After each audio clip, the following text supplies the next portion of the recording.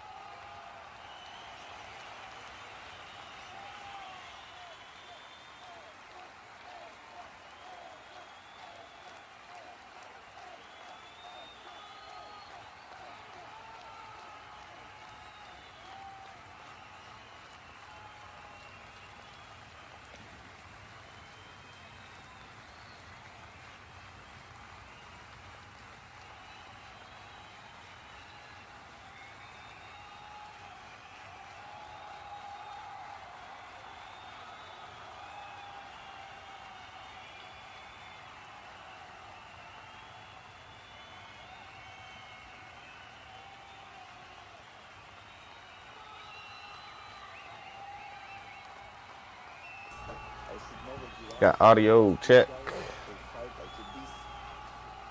Y'all hearing me out there?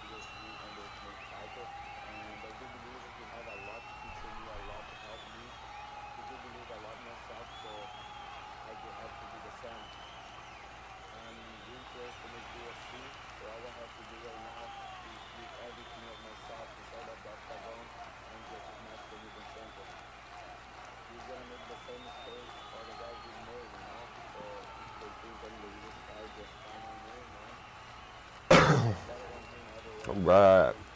What's up, guys? We got a pre-fight breakdown going on.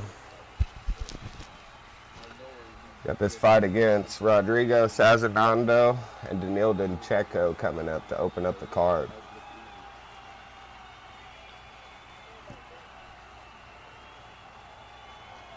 Not many stats that they have to give for us yet, so we'll see.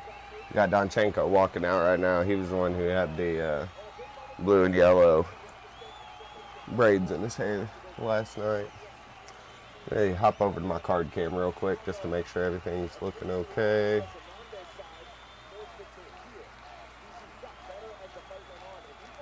Yeah, my card cam looks okay. I still got that yellow line.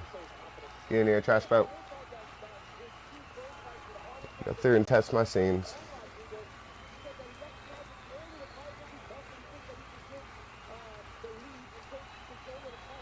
This one needs to show my card cam.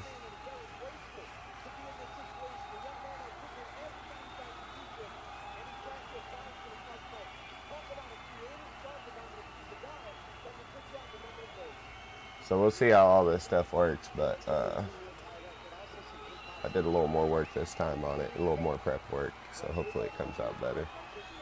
Alright, so my card cam isn't showing up on this one.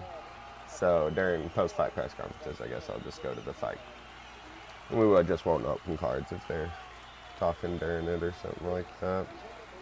I see a little edge here I want to take off. Right there, perfect.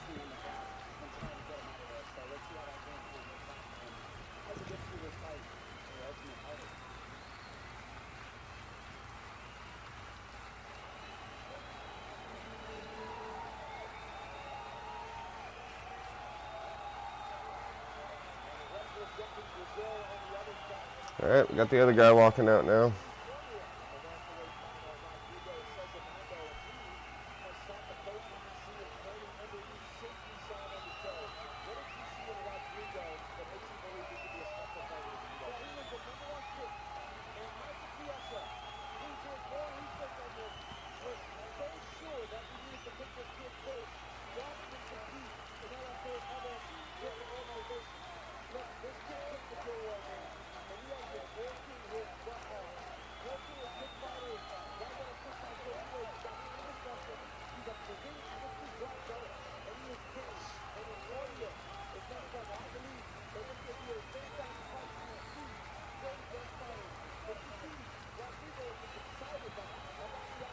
Five-fight win streak, making his UFC debut. Rodrigo Sazonando, Brazilian Jiu-Jitsu black belt. And his last fight was on the Ultimate Fighter 33 semifinals. And he won by split decision.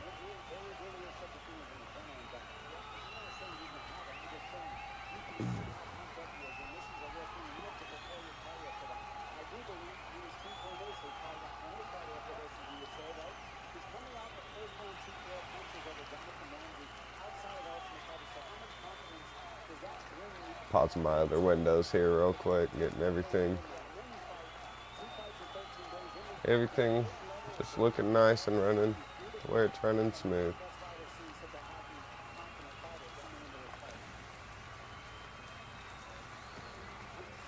I think we got everything paused. We've got our fight card going.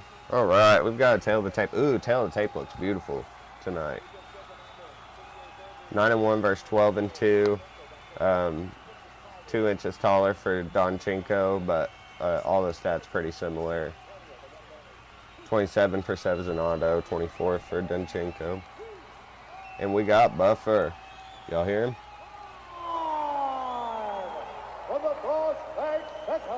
Frostbank Center. San Antonio, Texas.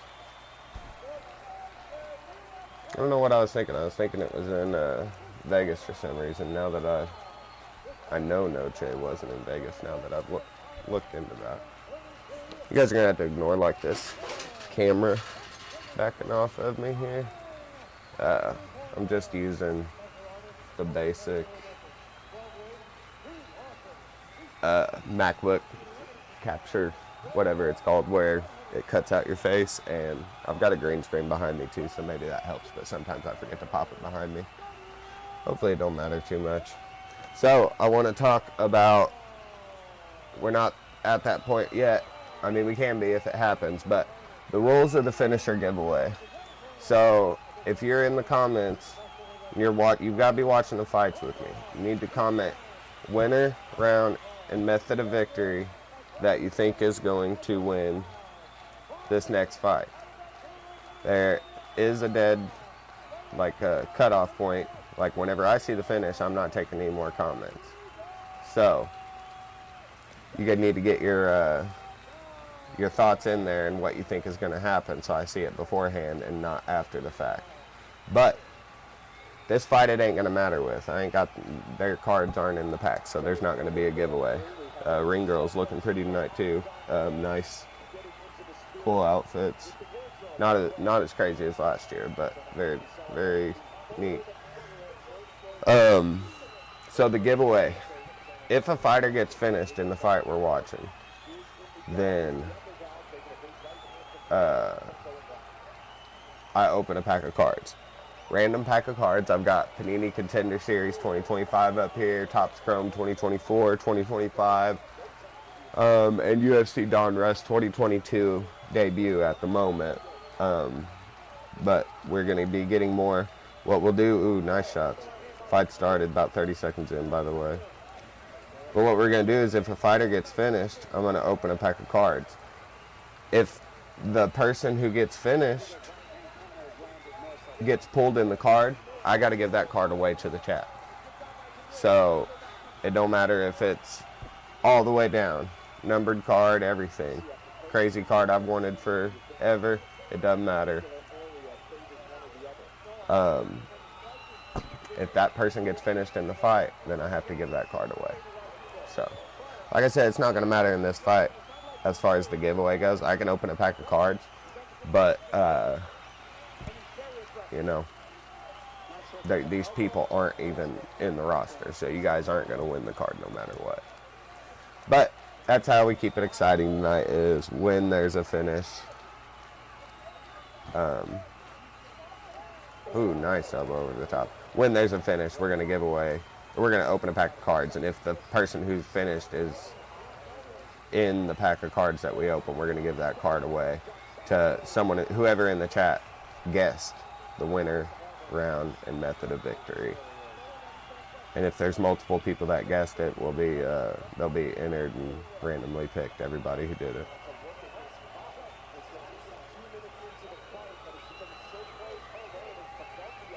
Brutal cut right now, Cezinado. Stepping in elbow, lead elbow from Donchenko as Cezinado was coming in for a right hook and just sliced him right open there. Already got the doctors in there. So I'm going to show you guys this. I didn't get it set up in time for this one, but I do have a fight clock that runs. So I can run the fight clock And I even have official timeout, clock, and then I can switch back and then end the round. So right now we're 3 minutes in. I'll try and do it next time. All right, let me get you some commentary going.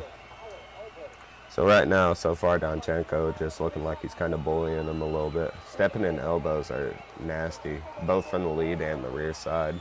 Cezinado not going down, though. Ooh.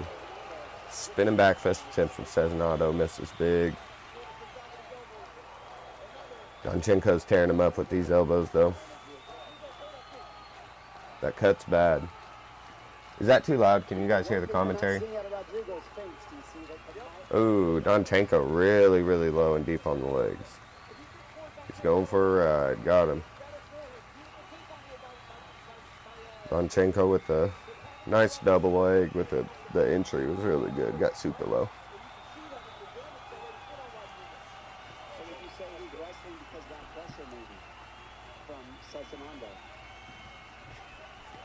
We got Ankalaev versus Ferreira 2, Saturday, October 4th at 7. Light heavyweight championship. What do you guys think of that one?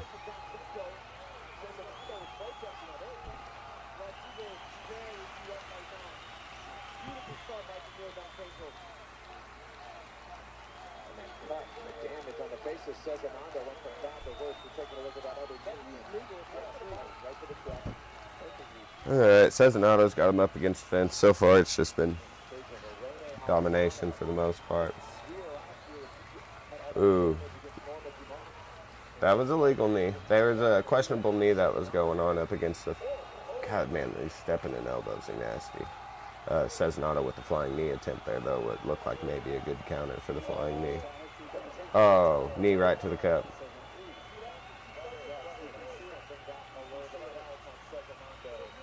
We got a timeout. There was a knee on a kick attempt, and got him in the... Got him right in the cup. So we'll try and get this round going, the fight timer going next time. I see my guys floating around over there too. Let me see if I can fix that. And time's back in. Donchenko's starting to tire a little bit.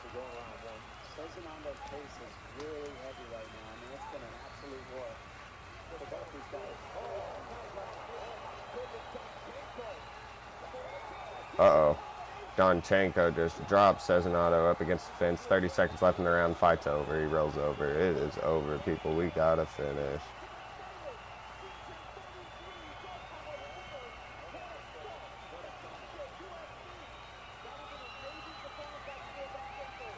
Oh, am I kind of ignorant here? Were they fighting for the Ultimate Fighter? I didn't watch this season.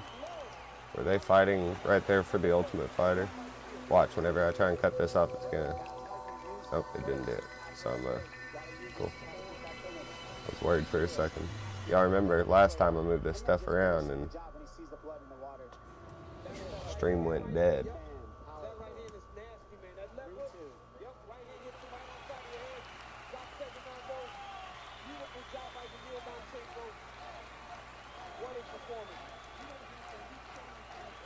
So Rodrigo Cezinado with the first round finish.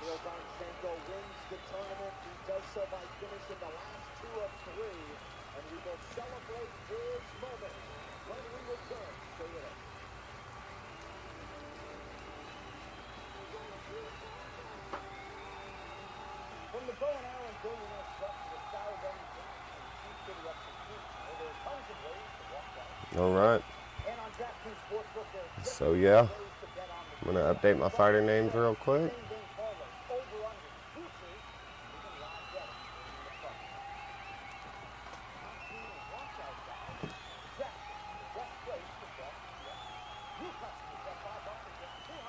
You guys watching these?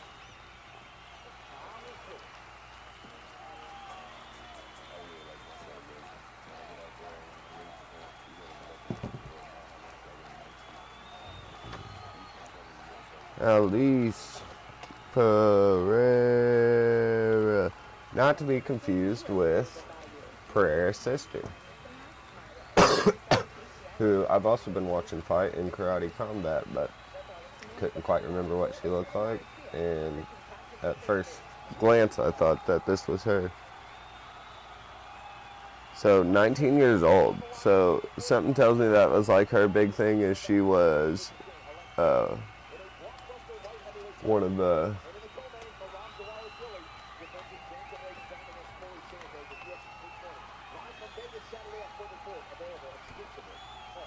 all right. So we got an official decision. I was thinking she was one of the youngest fighters for some reason, but now I'm worried, thinking about that Chinese chick that was a surgeon. But maybe she wasn't that young. Maybe she was just Chinese people sometimes look younger than they are. Winner by TKO. Ultimate Fighter Season 33 welterweight winner.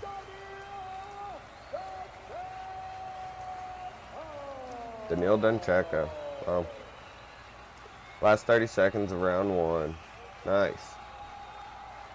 So I didn't get a chance to try my fight clock out. Daniil Duncheko, you are the Ultimate Fighter Season 33 winner. You get a UFC contract. Congratulations. And he gets the contract, people.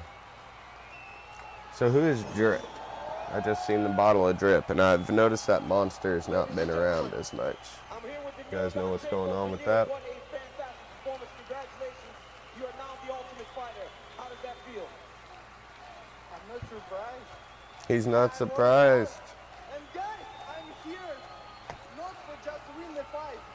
I'm here to show my blood. I'm here to show the blood of my opponent. And I promise I will fight like this every time. Just give me the opponent. And that's it. Daniil, you are known for the elbows. So take a look at your work up here. It was an early elbow early that really did change. Man, the lead elbow stepping in. Alan Jobain, beautiful elbows and striking. The Twitter, the X. Marcel Dorff, impressive stuff by Daniil Duncheko. Cage Report, nasty elbows. Yeah, once he got him up against the fence and down on the ground, he was just covering up at that point.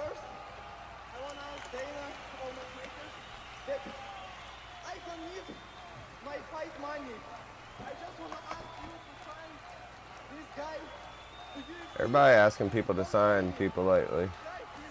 Dana's gonna stop liking that, you know.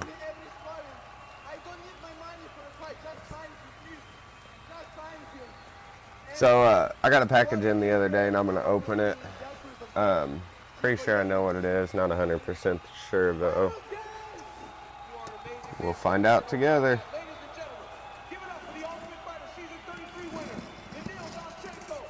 Oh, need to remember to blur out my information.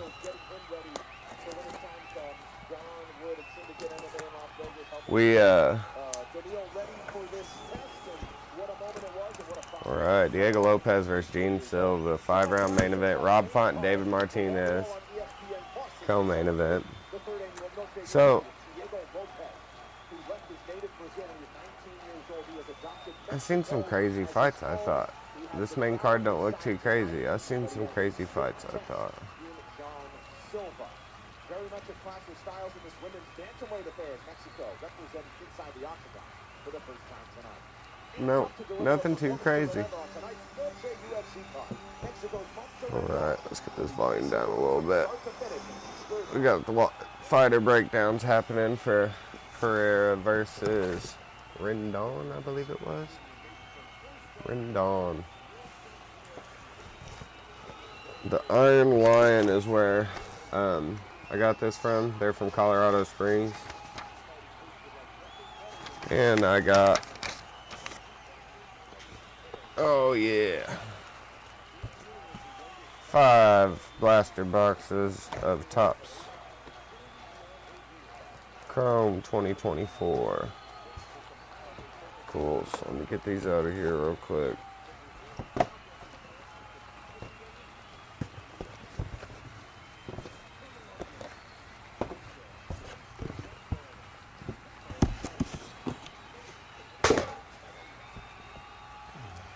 Alright, we got fighter walkouts happening now.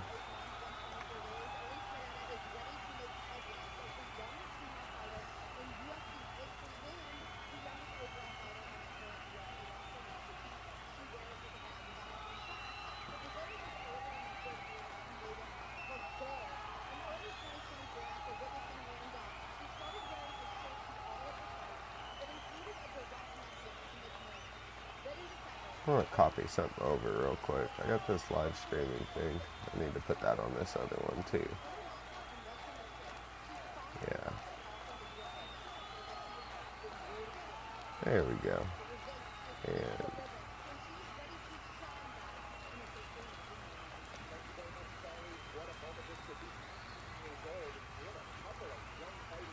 all right. That's better. All right, so yeah, we got 5 of these bad boys.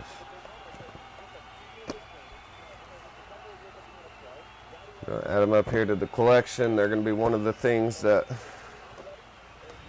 one of the packs of cards that we can open in the case of a finish. We already got one finish, first fight. So I just opened that box for the first one. I want to get through my Topps Chrome 2025 to get the UFC buyback, so that's what we're going to work on tonight. If I get my buyback book over here, my Card Guard buyback book, sponsorships available. If you look around, actually, this is a good time to, all right, the other fighter's walking out now. Rendon is walking out now. Like she's the Mexican fighter. Yep. Debut. What's she say? 3rd UFC appearance. I want to hit the hallway buyback, so I want to get through as much Topps Chrome 2024 as I can. So that will be what we open tonight in the case of a finish. And so far we've had one finish, so we can go ahead and open one. Remember, the finisher giveaway is what we're running tonight. And what that is if you're active in the comments and you're watching the fights live for the upcoming fight, you guess method of victory, round, and decision. If you guess correctly, or if anyone guesses correctly, you guys are all put into a random generator, and the winner wins the finisher giveaway. Now the finisher giveaway is every time there's a finish, I open a pack of cards. If I pull the person that got finished in the fight that we just watched, that card has to go to the chat no matter what. Don't matter what. Don't matter if it's a 1 of 1. Which stresses me out. Probably makes you guys excited.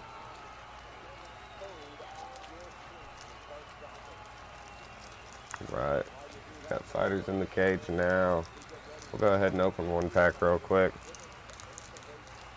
Make sure we ain't got nothing crazy.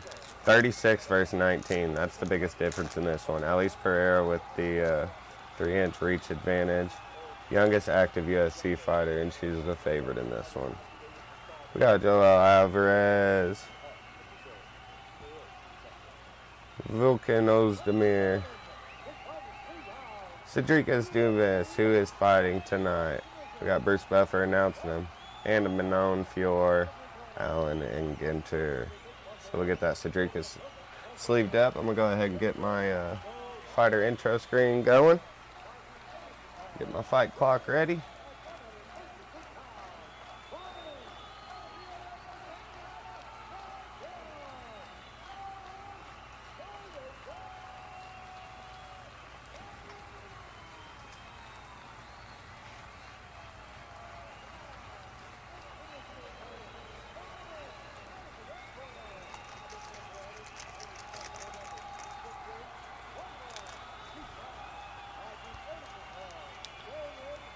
And Bruce Buffer is just the man, no matter what.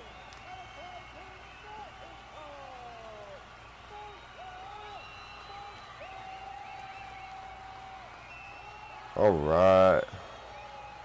They are pumped. Jacob Montalvo is your referee for tonight, or for this bout.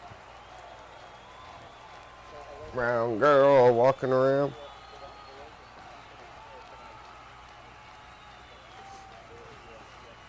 All right, we're going to start this fight. Let's see if we get a finish. We open up the pack. All right, we are started.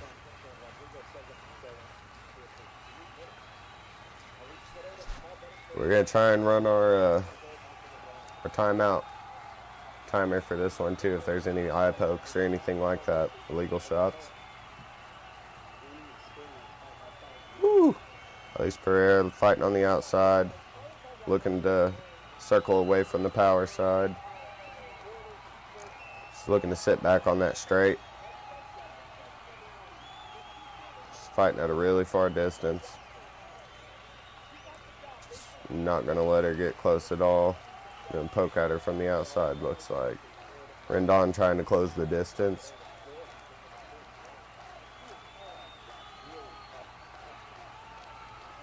She is very tall for the weight class, 135. I don't know. They both weighed in at 136. I don't know how tall she was. I just know I think she was 3 inches taller. That she looks significantly taller. Rendon just having a tough time closing the distance. Ferreira just waiting on the outside, just sitting on shots, waiting for her to come in and make a mistake. But really staying too far away for Rendon to really make a good effort to close the distance.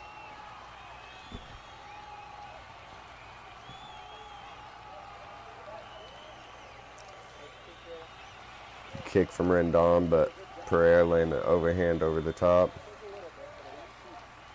I'm not sure that that's how you pronounce her name, I just assume.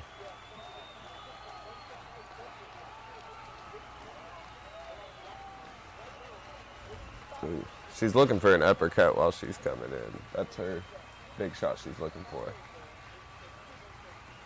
I'm gonna find my energy drink real quick, guys.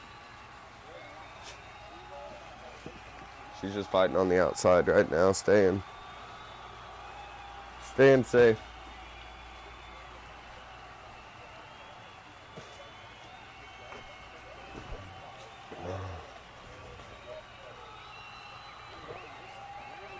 Good body shot from Ferreira. Watch On the Line. Betting odds exclusively on Fight Pass. You guys have Fight Pass? I enjoy it. Seems like the only place where I can reliably get most fights. Almost every single fight. I'm going to be starting a series soon where I'm going to rewatch every single event from start to finish. Every UFC event that they have. Maybe not even just UFC. Maybe try doing it. Maybe start with UFC, but then break into others as well. Yeah, I think that would be pretty cool. Dating all the way back to like shoot box stuff. I'd like to get the full span of MMA. But start with UFC, Pride, Bellator, those kind of things, and try and watch every single fight. We'll do a UFC 1 watch party pretty soon, and that'll be fun watching just how the sport has changed.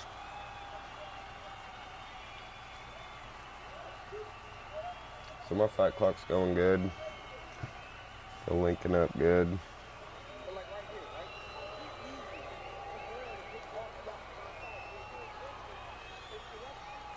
I do have, could keep the track of the rounds too, I guess. Hang on. It's pretty cool. 3-round fight. First round. Boom.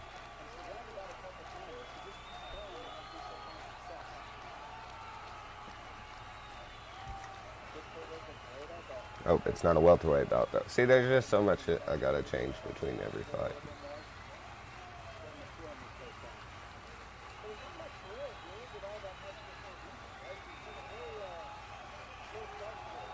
I gotta change names and weight class every single time.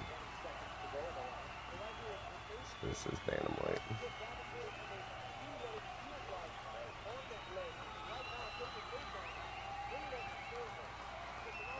And we got the clacker.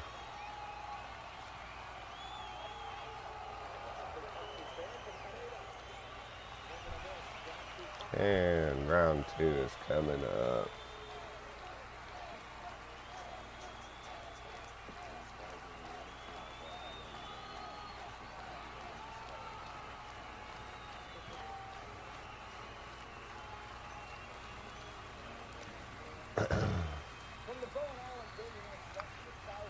So you guys watching this live? You watching?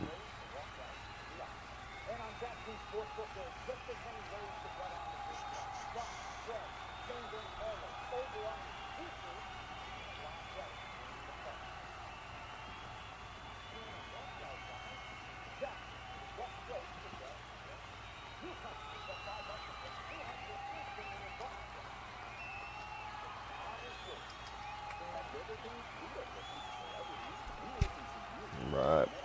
Got the ad break going on. So yeah, that last pack didn't get nothing. Got that Citricus Dumas.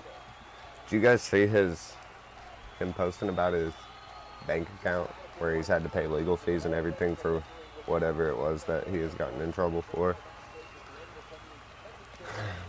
Had like $1 in his bank account. Crazy. I've been there, but man, you just don't think these people are at that point. Oh man, I missed my...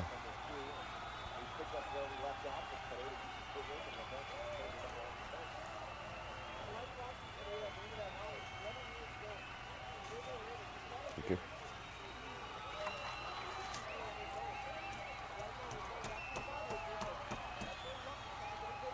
Right. Rendon's having better luck this round, trying to close the distance. Yeah. Ferreira just keeps pedaling and pulling to that weak side. Both orthodox. So she's circling away from the right hand.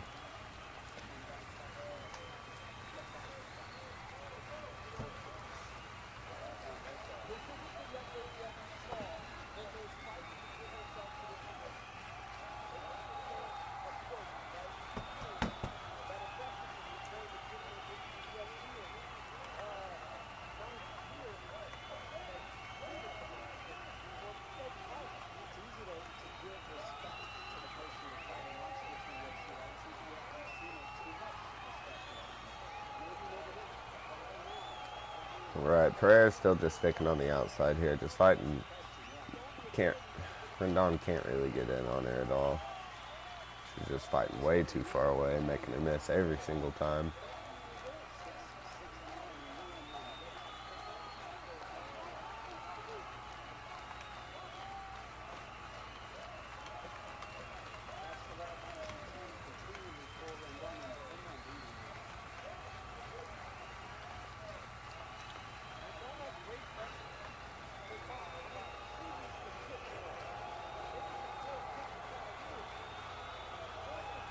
Crowd's starting to get a little restless because she's just staying out and can't get her to fight. Man, she's answering back with that straight, though.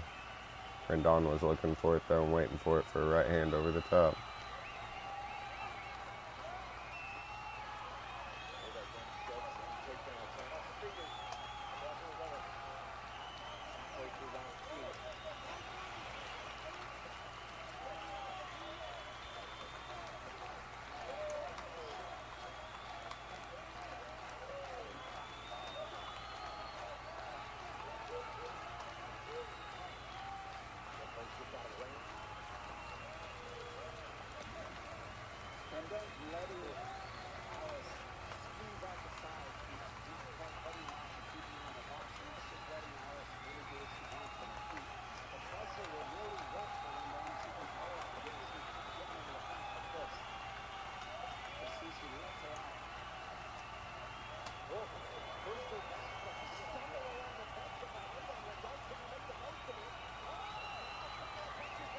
Rendon is chasing her down, finally starting to be able to close the distance a little bit. Ferreira's looking at the clock, trying to figure out how long she can go. Looks like she got caught with a good overhand. Kind of got her breathing kind of funny.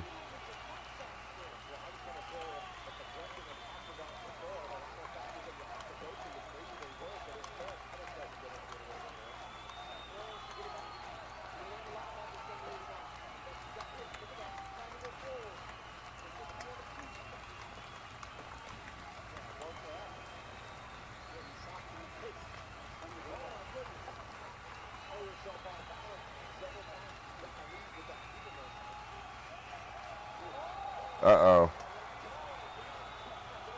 Rendon is getting the better of her right now and finally getting able to close the distance and overwhelming her, just boxing. Ferreira flat out with the shot. She is hurt right now, folks. I don't know if she's gassed or she's just a little overwhelmed. She's going to get back to her feet here, but nice. Oh, she got her full back taken. Oh, she's in on the choke. Rendon is in on the choke, but she's got the hands around the face. She's fighting the arm. Ferreira's going to fight the arm. My clock's wrong. That there's only 20 seconds left right now. We're going to go ahead and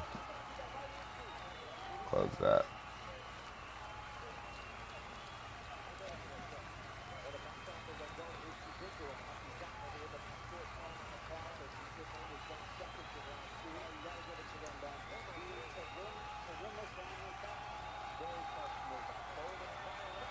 All right, end of the round there. Wow. Coming back.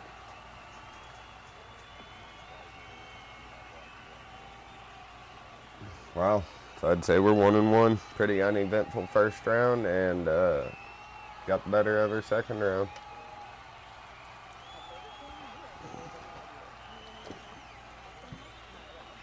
So do you guys keep up with the Golden Octagon podcast on YouTube? I don't know what all he's on. I watch him here on YouTube, but he had a good interview talking about the fights coming up and just breaking them down and everything, and I was watching it this week. A very good channel. He does UFC card breaks, but not just that. He also breaks down fights and just good fight content in general. Just shout out a couple channels real quick. Oh, let's get our fight clock going.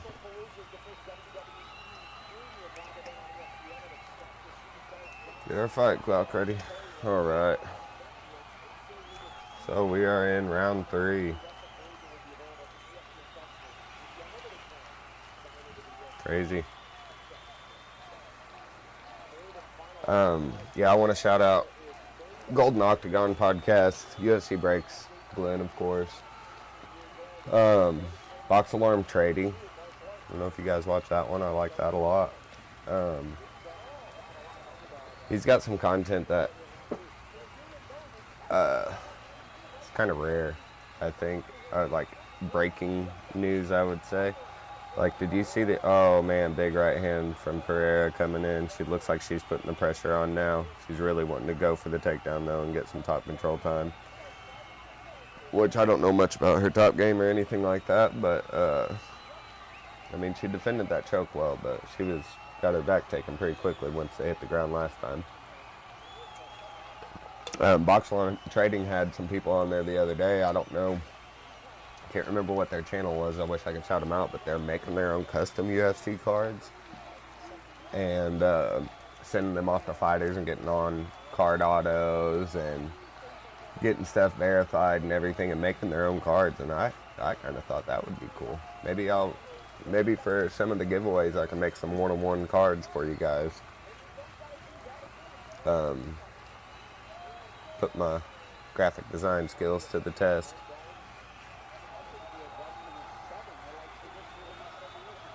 This fight's just kind of a hunt, really. Rendon trying to hunt down Ferreira. Ferreira trying to wait until she gets so close that she can snap. Ferreira just fighting on the outside, though, and circling away from the power hand the whole time. Stepped in with a nice hook right hand.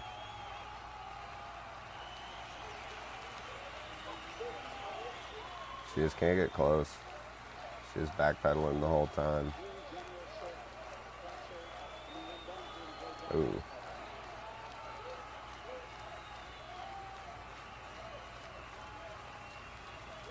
Ferreira's trying to get comfortable with the hands and surprise her with something, and nothing's quite landing quite clean. It's landing, clipping, going off the head, but not landing clean.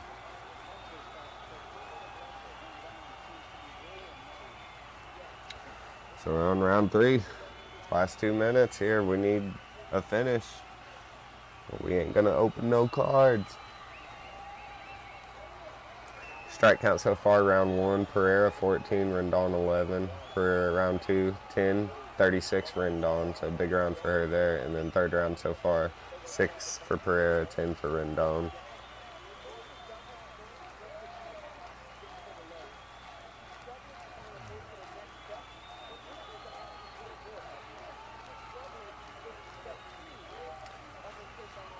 I wouldn't be surprised if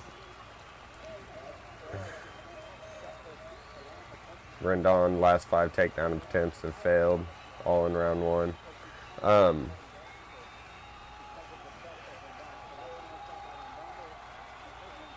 Yeah, I don't know, this fight, there ain't been a decisive winner, you know. Ferreira's just kind of still picking on the outside and backpedaling, and Rendon is just chasing her down here in the third, but you can't really tell his nice Superman punch, kind of standing Superman punch by Ferreira.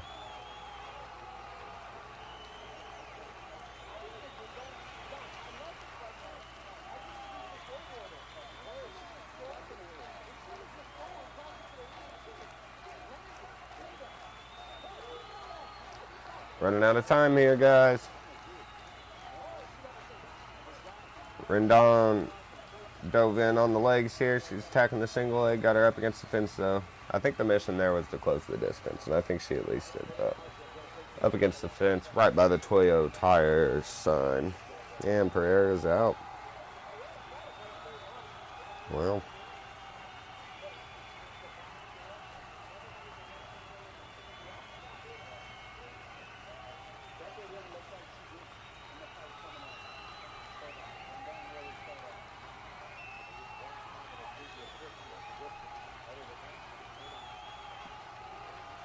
Last 10 seconds. Oh, mouthpiece goes flying. Mouthpiece just hit Paul Felder, guys. Oh my goodness. Woo! Big end of the round. Now, I don't know who won that fight, guys. I mean, Ferreira fought on the outside the whole time. Rendon couldn't get a hold of her, but man, I don't know about that. I would lean on the side that they're going to give it to Ferreira, but nothing very decisive happened there. But I'll be honest, we almost got a finish right there at the end when Rendon was able to close the distance like that. All right, so this kind of is a good part where I can bring up where I think a good bet is to make almost all the time. I think you should, every single card maybe, bet on all the women's cards. Not a parlay, bet on them individually. That all the women's cards are going to go to decision. And I would say that you would come out pretty pretty positive. Lopez and Silva tonight. What you guys got on that?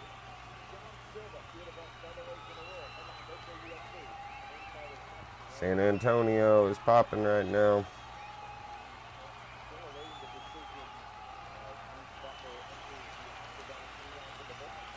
I think I remember Ferreira on Contender Series now that I'm seeing this.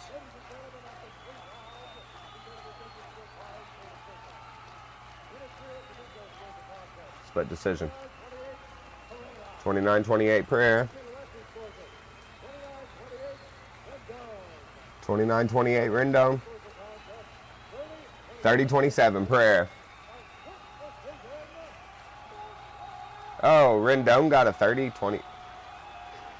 Wow. A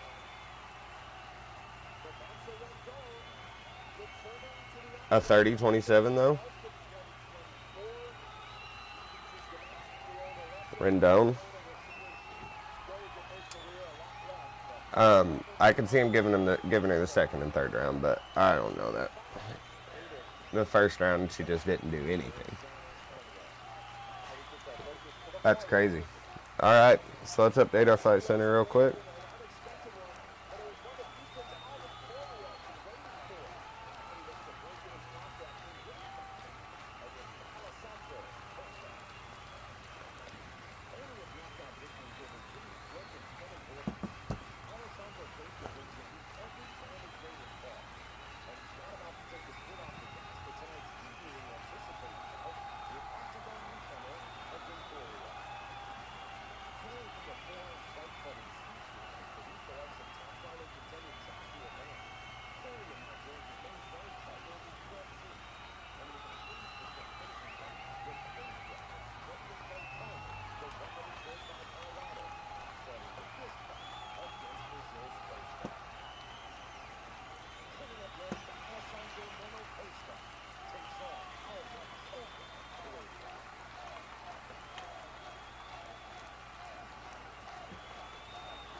Alright, and this is a flyweight bout. They're walking out already. You know how it is whenever they go to decision. They fly right through it.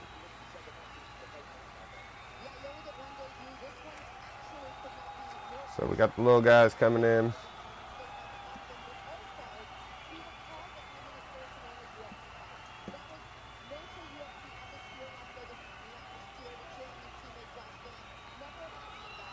Teammates of Josh Van. So he's in there with strong competition training.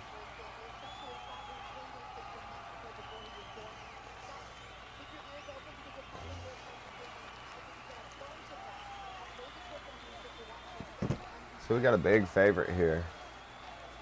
Minus 350. Costa. Why did it say Costa?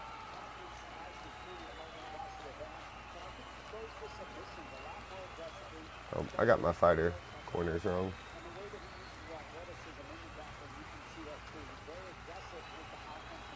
I'll switch them around real quick.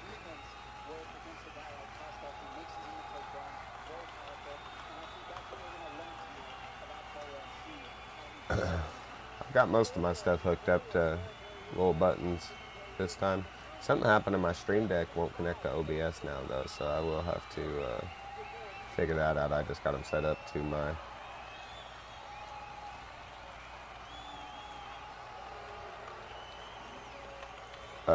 keyboard, my number pad.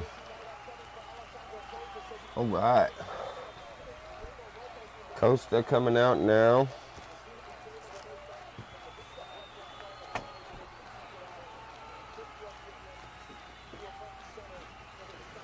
Big night of fights, guys.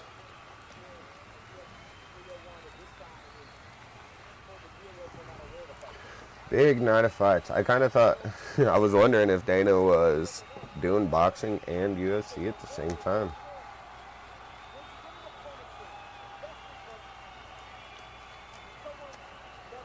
I was wondering, but no, we got an earlier card, not even in the same city.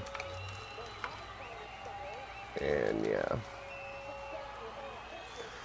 I'm gonna be right back real quick, guys. Let me find out how to mute this thing. Let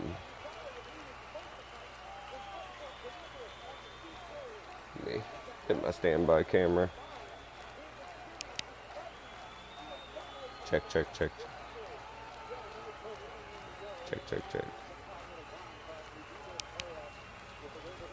Check.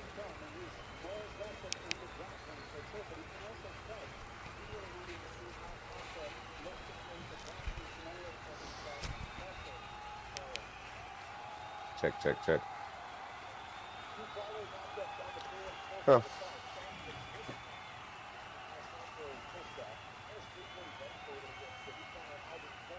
Yeah, I'll wait for it, guys. I'll go in and get it if I need to, but we're gonna have a fight happening, so I'm not gonna do it. Bruce Buffer. Flyweight fight.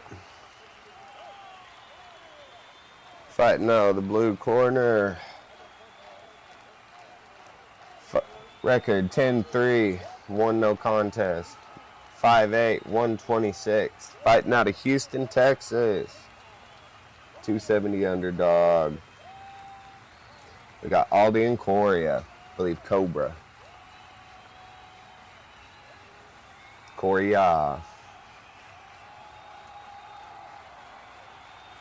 And fighting out of the red corner, we have record of 14-4. Stands 5'4", 125.5 pounds. Fighting out of Puebla, Mexico. So who's the favorite in this one, the Texas or the Mexican?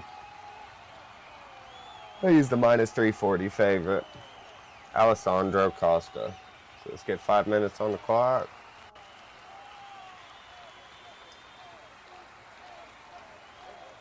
Dan Mergliato's the referee for this one.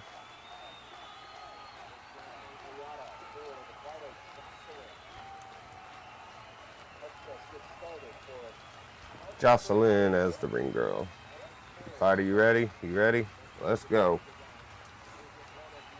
Let's get my...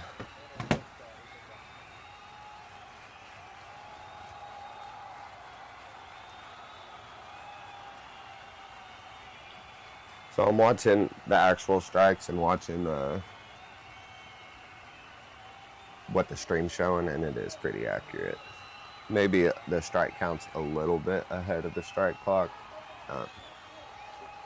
I think last time it was maybe a little more noticeable. This one, it's not too bad.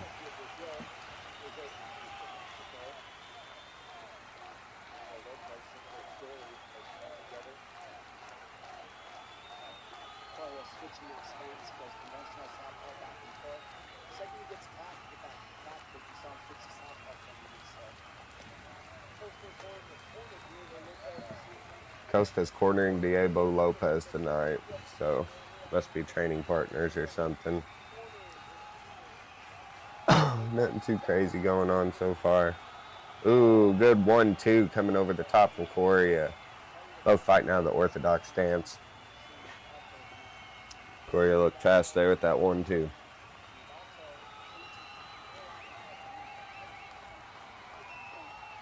Showing the hands. Popping the hands out, going to come over with the right hook, possibly. Ooh, head kick from Costa lands a little bit. So one of them trains with Joshua Van, one of them trains with Diego Lopes. So if that tells you anything about kind of skill level these guys are at. Oh, big left hand for Costa, and they both kind of threw for a second and landed.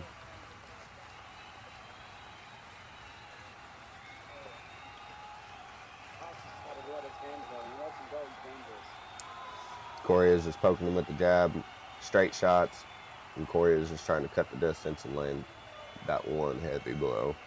Whether it be a head kick or an overhand, seems to be ducking overhands and ducking hooks.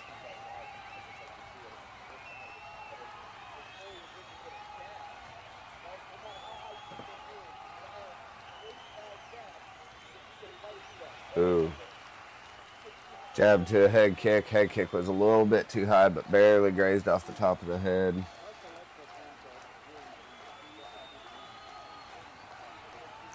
What are we thinking, guys? We gonna get a finish in this one? They're looking kind of strong.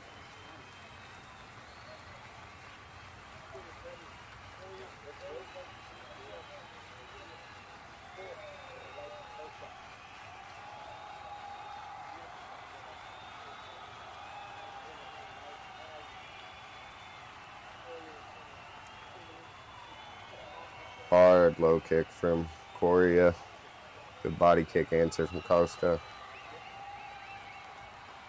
Both just kind of trying to feel each other out and find out what they're going to do here.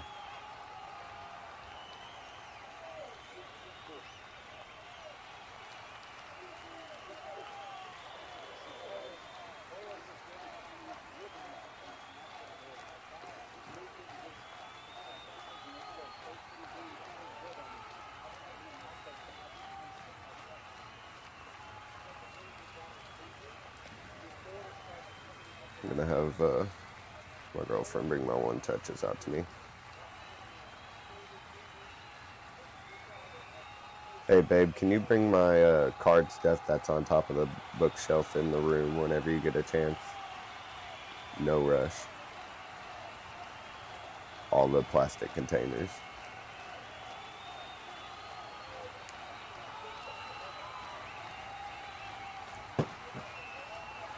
Oh. Real measured exchange. Ooh, man, the jab from Coria is nice.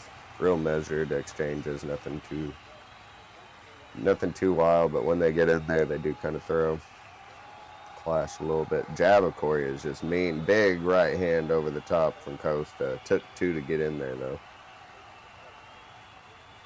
Not took two shots. I mean, it took two shots from him before he could close the distance to get in there. Nice single leg.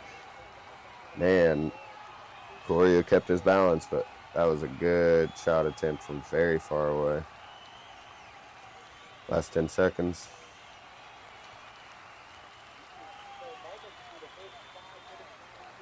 And round 1 is ended. So, hard one to judge there. Both of them had their moments, like they said.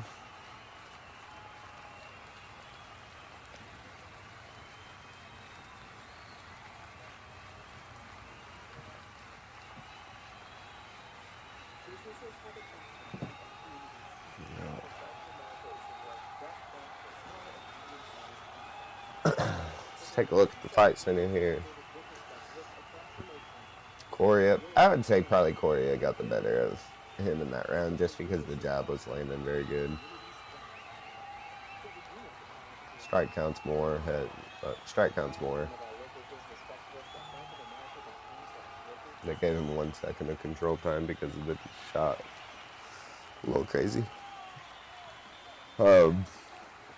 It wasn't a takedown, it was just a shot. And that was the only time he had any kind of control over anything. So yeah. Alright, round 2 about to start right now. Round 2, you ready? You ready? Let's go.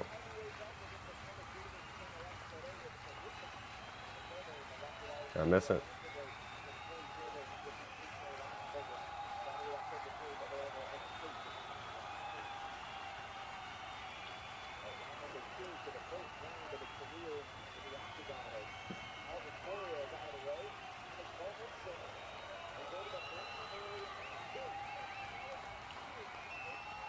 My hotkey didn't work for the clock that time, so you're just going to have to watch along. We're at 4.5.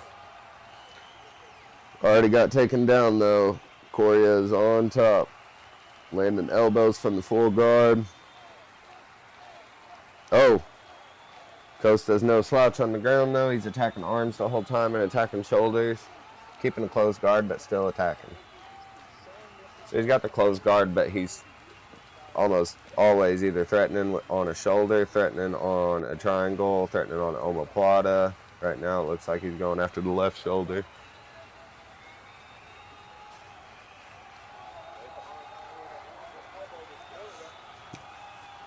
Thank you.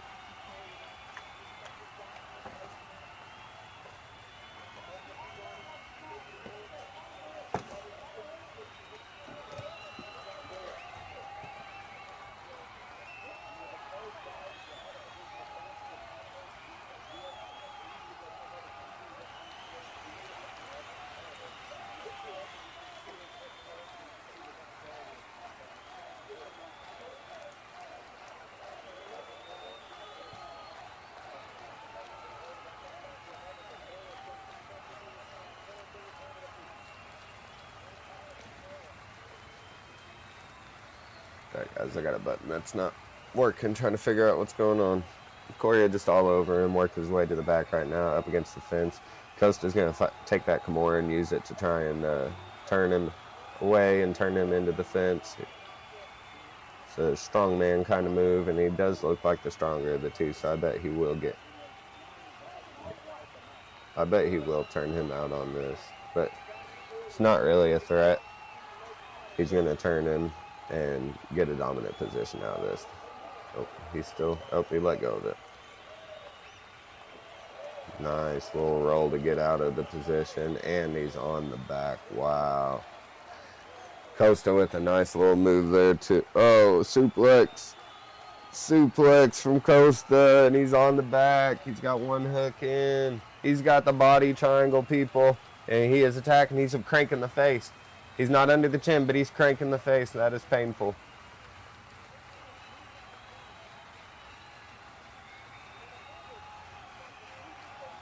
Got the full body triangle. We need to finish, guys. I want to open the pack.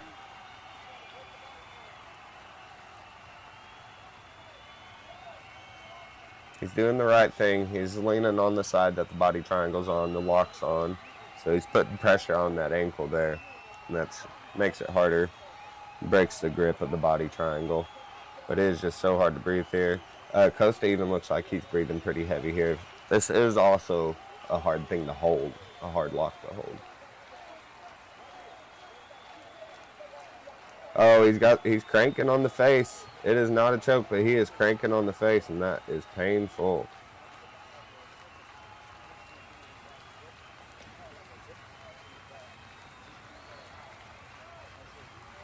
So I need to, oh, Correa turned, and now Correa is on top, back in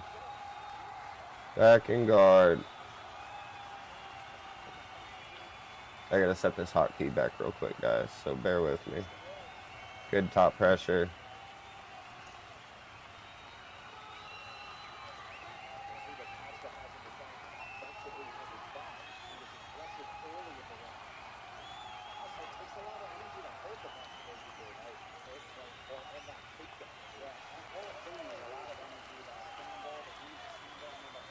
Put this on 2.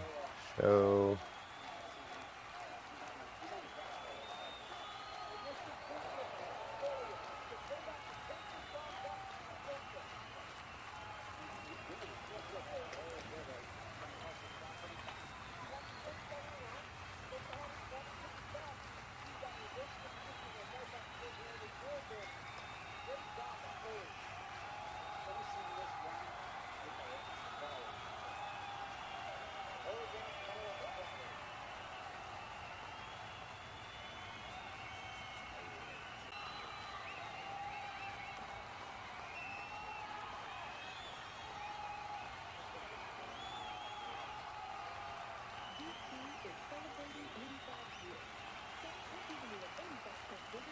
Okay, I thought I stopped the stream on us.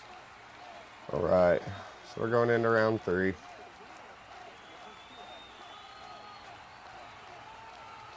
My Fight Clock live streaming button is not working. So we're just gonna do Fight Clock. My Fight Clock button is working. Well, it was working.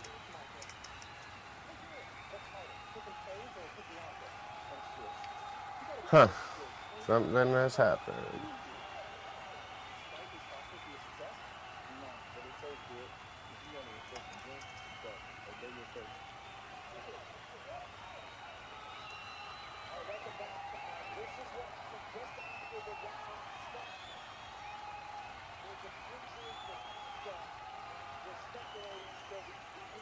So there may or may not be an injury on Costa at the end of that round. I don't even see what it was, but he's grabbing his ankle. Ooh, left foot.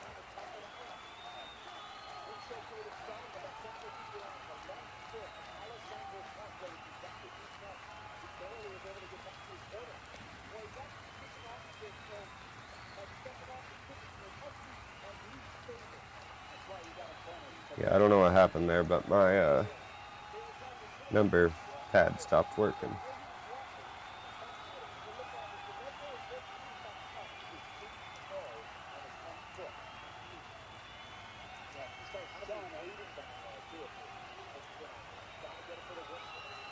So, Costa's just hanging in there right now. He's very injured. Corey is going to get the better of him and finish it right here. It's over.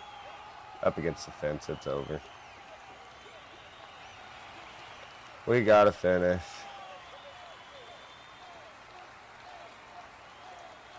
Poor guy.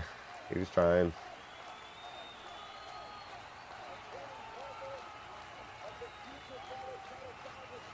He was trying.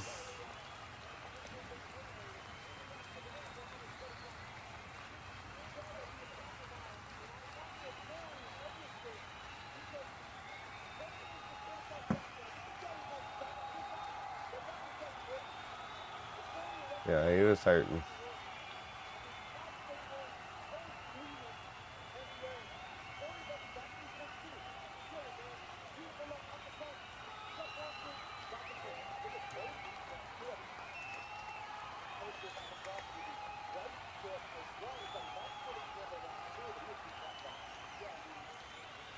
Man, they're both of his feet were messed up, apparently. So, yeah, that's how that went down. So we got to finish. We're going to open a pack. I don't think you guys are going to pull either of those fighters out of the finisher giveaway, though, so sorry about that, but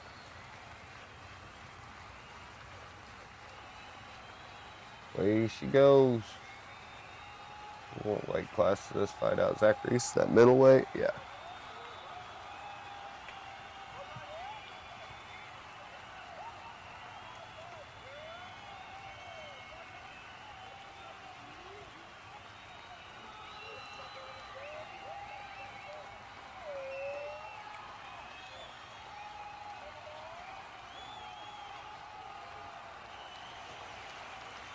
See if I can fix my hotkeys real quick.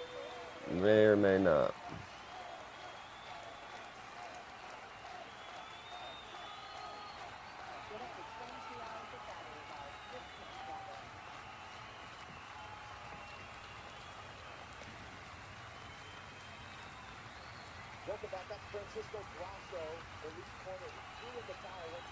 Francisco Grasco threw in the towel.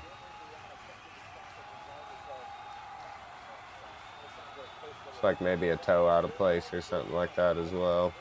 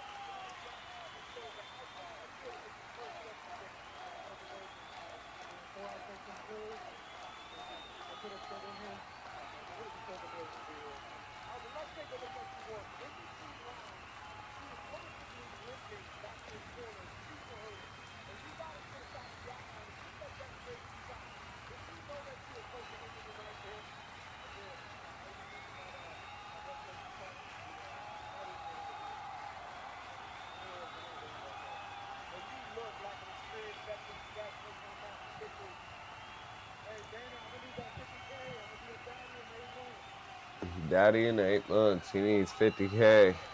We'll see. We will see.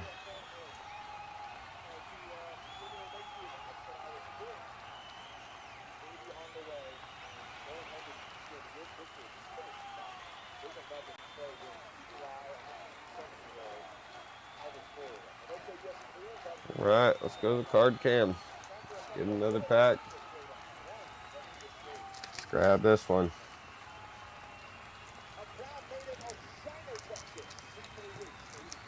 Zachary Reese versus Cedricus Dumas. 9-2 and 10-3. Cedricus Dumas dealing with legal troubles. Middleweight bout. Ain't got much money, but man, he's a mean fighter. So let's see what we got here. Ikram Aliskerov. Azamat Merzkanov. See what little X Factor looks like back here.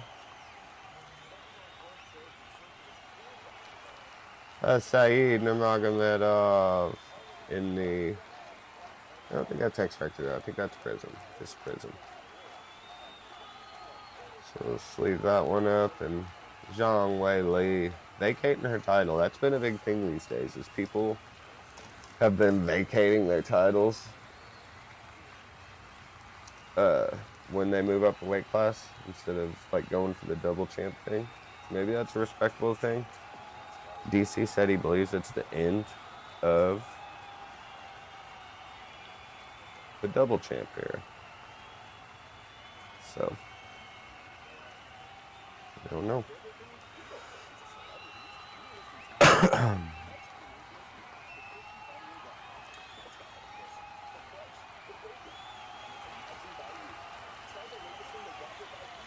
All right, so I don't have it. Haven't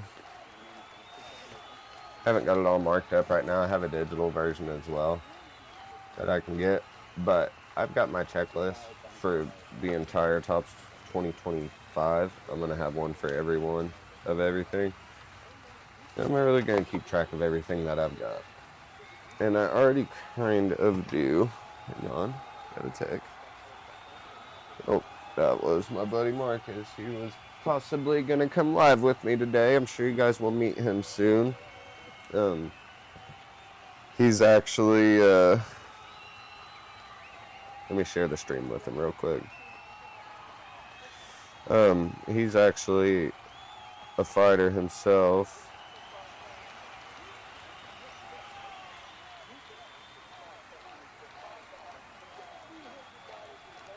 See if he can figure out how to comment on here and subscribe.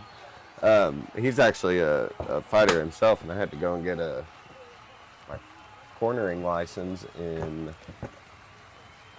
Missouri to be his corner man, me and my buddy Jake. But yeah, he fought for Shamrock FC. So that's an organization out of St. Louis that a lot of big fighters have come from. Especially nowadays, you're seeing a lot of people from that fought for Shamrock fighting in the UFC. A lot of the St. Louis up-and-coming fighters. Yellow Combo in the house. Took over number 1 already. What's up, brother? Wow, what's in that box? This is my organization problem. This is my OCD problem. This is how organized I have to keep everything. So I have everything sorted out. All my rookie cards. Everything's a 25 pack. Everything's in a penny sleeve. This is 25 pack of base cards. If it's just a rookie card, I have it in its own pack. I have everything sleeved up. All my inserts, these are all just tail of the tape inserts. These are all just X-Fractor rookie cards. Rookie card refractor, regular refractor, top of the class refractor. I have everything organized like this, so every single thing I have gotten so far is organized like this, unfortunately. Let's see. Oh yeah, I figured you were live. I was going to come over, but I knocked out. Yep, missed out. I'm sure you'll meet him soon. That's my buddy Marcus. Like I said, he fought in Shamrock FC and got a win over Dan Harina over there, who is also a good buddy to us, even after the fact and everything. Really cool dude. Just a straight up brawler. Yellow Combo. I got late to home. I haven't seen any fights yet. Did 19-year-old girl won? No, she didn't. She lost the decision, and I'm not sure 100% how I felt about it. I thought the second round definitely went to Rendon, but Ferreira was just doing a really good job keeping the pressure away. All right, we got... Oh, switch over our cameras, guys. We got a fight about to come up. 1 second, buddy. I'll fill you in on it. We got Bruce Buffer. Yeah, she lost the decision, which I could see it being a split decision, but one of the judges gave her a 30-27. So you almost are like, you know, you almost wonder, because she was the Mexican fighter, if she's getting it too. Let me get my clock going. I've had sources mess up since I started this, but reset my fight clock. I have a timeout fight clock too, but it's just I set everything to hotkeys and then they deleted just now, so it was all working fine, and now it's working a little less fine. So Yellow Combo, yeah, 30-27, maybe a biased decision. I could see her winning the thing, but I could not see. Oh, I just got outbid, guys. I've got a 1-25 Donald Cerrone insert that I just was going on sale for $1.05, and I was the only bet on it, and it ends in like a couple days. All right,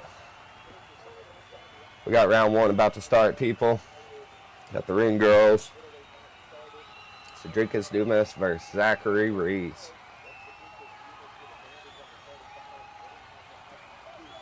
Bandage on the head, battling brain cancer as we speak. Wow. I didn't know that. Cedricus Dumas. So we're doing, tonight we're doing a finisher giveaway, guys. So every time there's a finish, we're going to open a pack of cards. We're going to try and get through our tops 2025 and try and get all the Holloways we can. So if there's a finish, then you get, we open a pack of cards. If you guess, comment in the comments, guess method of victory, round, and winner before the end of the fight, of each fight, and you're entered into the chance for the finisher giveaway. Now, when I open the pack of cards, if I pull the person who got finished, I have to give that card to the chat, no matter what. I have to give that card to the chat. So if I would have pulled this Cedricus Dumas after a fight that he just had and had a good finish, ooh, bad nut shot. Let's get, I don't know if my timeout clock's going to work, but let's pause this clock and hit our timeout clock, because that was a rough one. We've got a timeout clock, people. Huge nut shot from Zachary Reese, and he is a hard kicker. So yeah, like I said, if Cedricus Dumas lost this fight, got finished by Zachary Reese, which is very possible. And I opened my pack and I pulled a 1-on-1 Cedricus Dumas. I got to donate that to the chat. So, you watching boxing after? I thought about it, man. That's a really long stream, but I thought about it. I'm just hanging out. Yeah. Thank you. I'm glad you like the idea. Is there any giveaway? Yeah, like I said, we're doing the finisher giveaway. Nothing too crazy, but just gonna watch the fights and hang out. Dumas is on the ground here, man. He took a really hard shot there. Hey, he posted he only had $1 in his bank account. If I'm Dumas, I'm sitting for that time, and I'm taking that money, and I'm calling it good. You know what I mean? Yeah, I don't know too much. Man, he's hurting. Take it. Take the win. I think it should happen more often. I think you should take the win. Because he did, I understand they might do it in no contest, and he might not get his money like he should for it. He wants his finisher money. Dude's had a rough fight camp and a rough little bit, so he wants, maybe bleeding. He may be bleeding, folks. You watching Yellow Combo?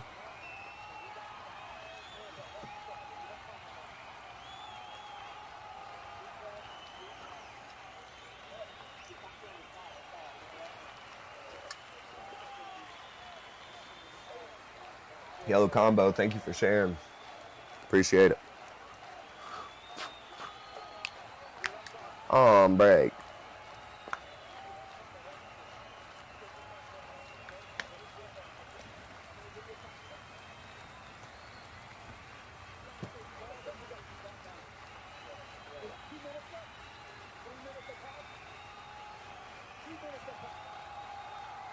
Do you think he will continue? I don't, no. If I'm honest, like, one, he looks hurt, but two, I don't think you're watching in Russian leagues. I'm watching my illegal link this time too, maybe. Maybe I am, maybe I'm not. No, I'm actually watching on ESPN right now, but I did look at my illegal stream earlier and it was acting up a little bit, so I just went ahead and went over to ESPN, and I just have to keep my stream separate from my computer because ESPN blocks anything that it sees that you're screen sharing, you know? So if I have the fights going on my computer, even though I'm not sharing them to the screen, it'll, he's not going. They're gonna call it, guys.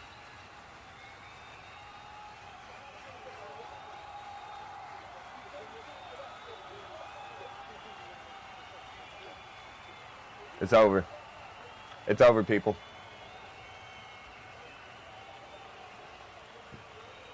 It is over. Ouch. First round, accidental, nut shot, ends. One of the more exciting fights of the card, I thought. That was a pretty exciting matchup. Wow. So I don't know. Is that a finish? Yellow Combo. How's things looking tonight? How's things sounding?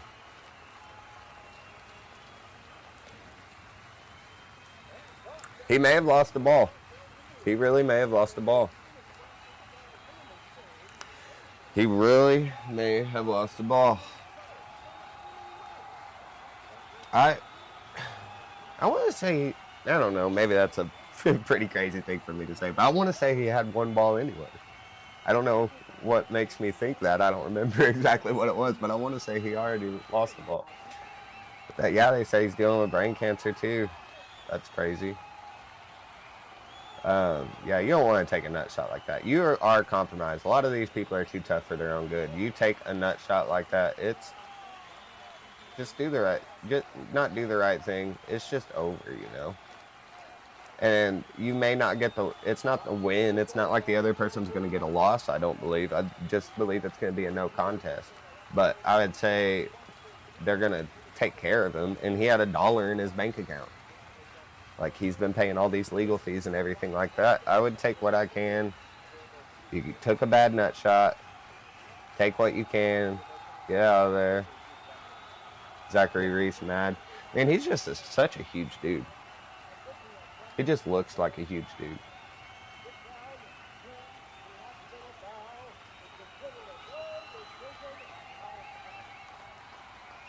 Appreciate your combo.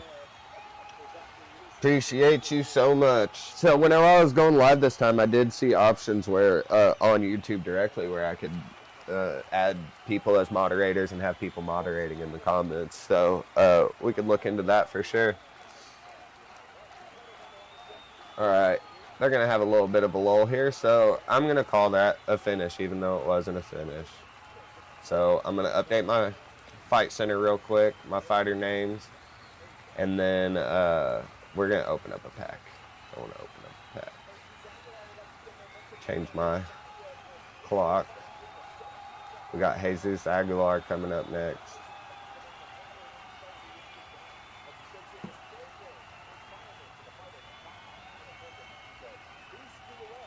Luis Gurele is our next fight.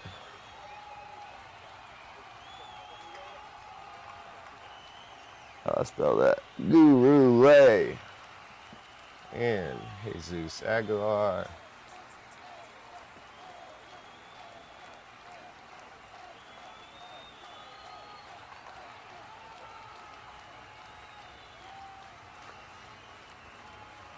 Pretty, I don't know Luis Gurele. I know I've heard the name, and he's the favorite in the one, but I know Jose Aguilar better. And this is a flyweight bout, not a middleweight bout, so let's update that. Yeah, I appreciate you, man. This is how it was supposed to look the other night whenever I went live.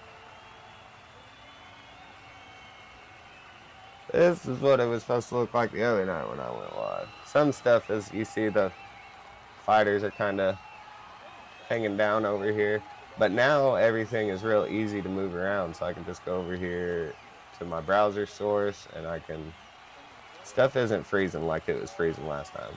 I can make it look wherever it needs to be, you know. But I'm okay with it shifting around right now. Everything's running so much better than it did last time. So yeah, let's get a card opening. I got this fight set up. Let's go ahead and go to the card cam. We got time. Check it out. I got a one-touch window now too. So if you ever want to see the card, just let me know and I can zoom in on the back of it. Go back to my card cam. We also got post-fight press conference cam. So whenever the conference goes live and people start interviewing, we'll have card cam and a fight cam for whenever they're going live too, so you guys can read along with that. We got a standby cam for whenever I need to go do something. But whenever. And then I don't know if you see my stream starting soon thing today, but whenever it gets done, watch back and watch the stream starting soon screen. I've got my own theme song now. It's pretty crazy. So let's go ahead and get a pack open real quick. Now, I pull Cedric Castumas in this pack, and it goes to the chat, the one who can. What's up, buddy? I still have your pack here, Yellow Combo, right here. I got your name on it and everything. And it feels, I mean, compared to these blaster packs, this feels so much thicker anyways, but it feels like a thick pack. We know it's not the case hit. We know it's not the case hit, and I got your, got those ready to go. Yeah, I don't know. It just feels thicker. I got a video I'm going to upload too. I opened a blaster pack the other night, and I didn't go live. I was just showing my buddy the setup. But I did film it, and I'll probably post what I got out of it. Nothing too crazy, but I did pull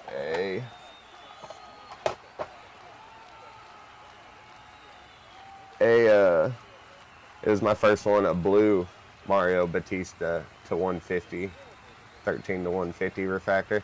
And, you know, nothing too rare necessarily. I do have a Mario Batista red, white, and blue to 88. But it is the first blue one I've got. So that was kind of cool. And if you watched the last episode, you know we got the Peyton Talbot autograph, Chrome Rookie Auto. And we got the Casey O'Neal to 199. So yeah. And we got that Rose Namajunas. Kings and Queens as the case hit. So we know it wasn't the case hit, and we don't think it was any of the two.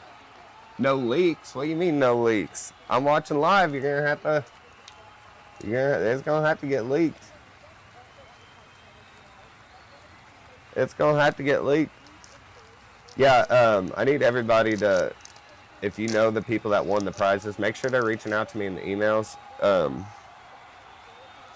I didn't get, not everybody redeemed all their prizes, so make sure you're messaging me at musicalmedicineofficial@gmail.com to claim your prizes. So we got Gurulay walking out here right now. Gurulay to win by KO or TKOs plus 300. Gurulay to win by submission plus 900, and by decision plus 140. Oh, no spoilers about the blaster. Earlier tonight, let's go ahead and get these cards going, and then I'm going to get the Fight Center back up. We're on a Holloway chase, guys. We want Holloways. So I'm running just through Chrome tonight. But I did open up. We want a Pinheiro and a Refractor. I did open up a box I got earlier, and it was 5 boxes of 2024 Chrome Blaster boxes. If you want to watch back on that later, you see me unbox it. But for tonight, we're going to run through just 2025 to try and get the max Holloways if we can. We got a Brandon Moreno and the Sepia Refractor, so a couple of refractors in this pack, but nothing too crazy. And the Allen Aginter for Tito. So we got Aguilar's right now doing his undressing. All right, so we didn't pull the finish. We didn't pull for the finisher giveaway that time, so make sure you guys are commenting method of victory, winner, and round of the upcoming fights that you think it's going to be ended in to be entered into the finisher giveaway. So if that fighter is finished and you guessed correctly, if you guess correctly, you're entered into a chance to win the finisher giveaway. Royval is in his corner. Yes, he is. If you guess correctly, you're entered into the giveaway. If I pull the person who got finished, second fastest finish rate in UFC flyweight history for Aguilar. Fastest finish, 17 seconds. Versus S. Ross. I don't know who S. Ross is. Some of the fighters are not in set. Yeah, I know. So that's the thing. Obviously you're not gonna win if it's 2 rookies fighting or something like that. Obviously you're not gonna win in the finisher giveaway, but we're still gonna open cards for every single one. So yeah, and whenever I have all these boxes open, we're gonna spin a wheel and see what kind of pack we open. But until we get through the buyback program, I'm gonna just open 2024. So we got Tail of the Tape, Jesus Aguilar versus Louis Gurulay. Pretty even. Gurulay with a slight height and reach advantage. And Gurulay is the favorite, minus 200. Jesus, TKO, second round. All right, so you're in there. Now, you see the issue with it. You see the issue with the giveaway. So we'll have to find maybe we'll have, that's where I'll use some of the other prizes. Well, yeah, we'll see. We'll see how we do that. Maybe if the fighter isn't in there, then we do other small guaranteed giveaways or something like that. Or maybe if the fighter isn't in there and the person who finished him is, maybe we jump to that. I don't know. You go Luis, but I think decision. I don't know. I like flyweights. They're sparky, but man, they're so hard to go. Flyweights are always so active. So let's, I need to go over to my other camera. Fight center camera. Get our round ready.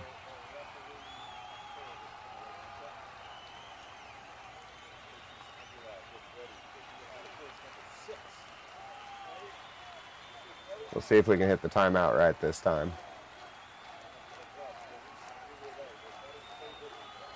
All right, Aguilera with the big right hand right off the bat. Real bouncy Gurule. Aguilera's doing everything close the distance. Already landed a good left hand there. Nice jab coming in from Aguilera. Gurule is real bouncy. He's going to come in. He's looking to explode. Good leg kick from Aguilera there. Catching him on the bounce. Aguilera's going to have to come in like that with those 6-shot combos. It's going to have to be something like that, which people are starting to do a lot more since Topuria has had his rise and other people have came in like that. They come in crashing in, and it's not the 2 and the 3 that are hitting you. It's the 4, 5, and 6 that are hitting you. Are you guys watching live?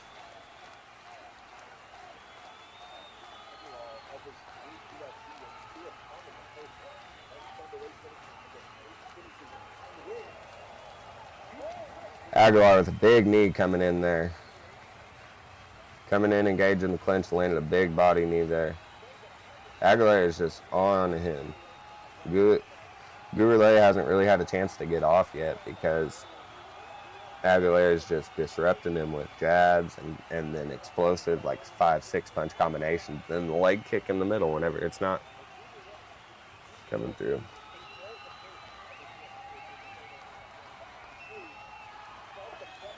Just a guess, not fit to give, either one who can. Hey, do you guys watch the Golden Octagon podcast and card breaks? Fight news and stuff like that? Pretty good channel on YouTube. You guys should go check them out. I was in his chat the other night watching a breakdown for this UFC Noche.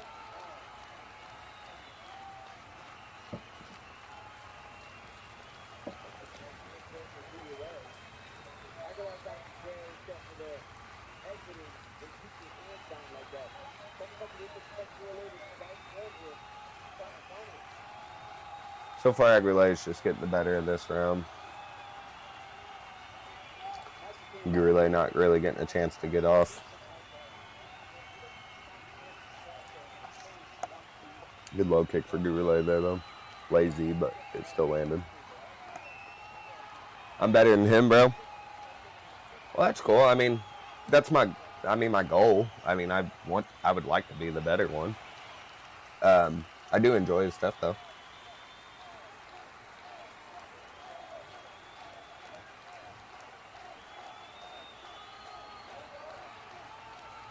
I don't know his name, but I like his content. I watched him to see the video just to learn how to send cards off, and I thought it was real cool. The video he did where he showed sending the cards off, what cards he was going to send, how much it cost, the process, and even getting them back and what the grades were and why they maybe have gotten what they did. That was the whole reason I haven't sent off the Charles Oliveira. Aguilera's all over him here. Right now he's working his way to the back. They've ended up on the ground. He's working his way to the back and just kind of riding him. Gurule back to his feet here. Broke the lock. Got out of there. Good. I swear you're already my favorite UFC channel after UFC breaks. Awesome, man. Thank you so much. I really appreciate it. It's going to get better, I think, too. I think it's going to get better. I have ideas for guests. I'm going to do these with fighters. So I don't know if you've seen a couple weeks ago on Dana White Contender Series. There was a fighter on there. He ended up losing, but he was from Benton, Illinois. That is not far from me at all. That's like 10 minutes from me. So I thought about maybe hitting him up and having him come on the podcast and kind of getting to know him a little bit. I don't know much about him. I just seen that he was on Contender Series and that he was kind of a hometown dude. So I thought that would be cool to check out. And then, like I said, my buddy Marcus is going to be on here frequently with me. He is not a current fighter, but he would like to fight again. But ooh man, Aguilar landed a big left there. He's doing good, clipping him and then coming in,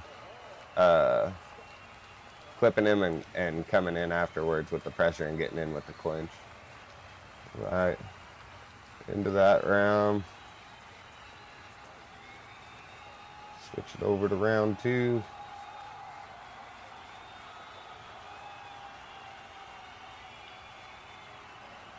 So I definitely give that round to Aguilar. That was pretty dominant in my opinion.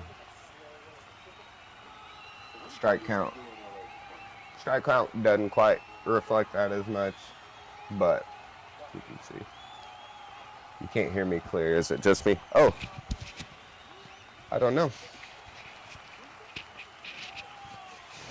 Normal for me. Okay, thank you, Yellow Combo. I don't want to mess with it if I don't have to. Is that any better? Maybe move it around. Or does it need to be louder maybe? It seems like it's pretty loud. Is my crowd noise too loud? I don't know. All right, we got round 2 about to start up here. Fighter, you ready? Fighter, you ready? Let's go. Round 2 has begun. Yep, man, thanks. Oh, that is better? Cool. All right, so we got round 2 going.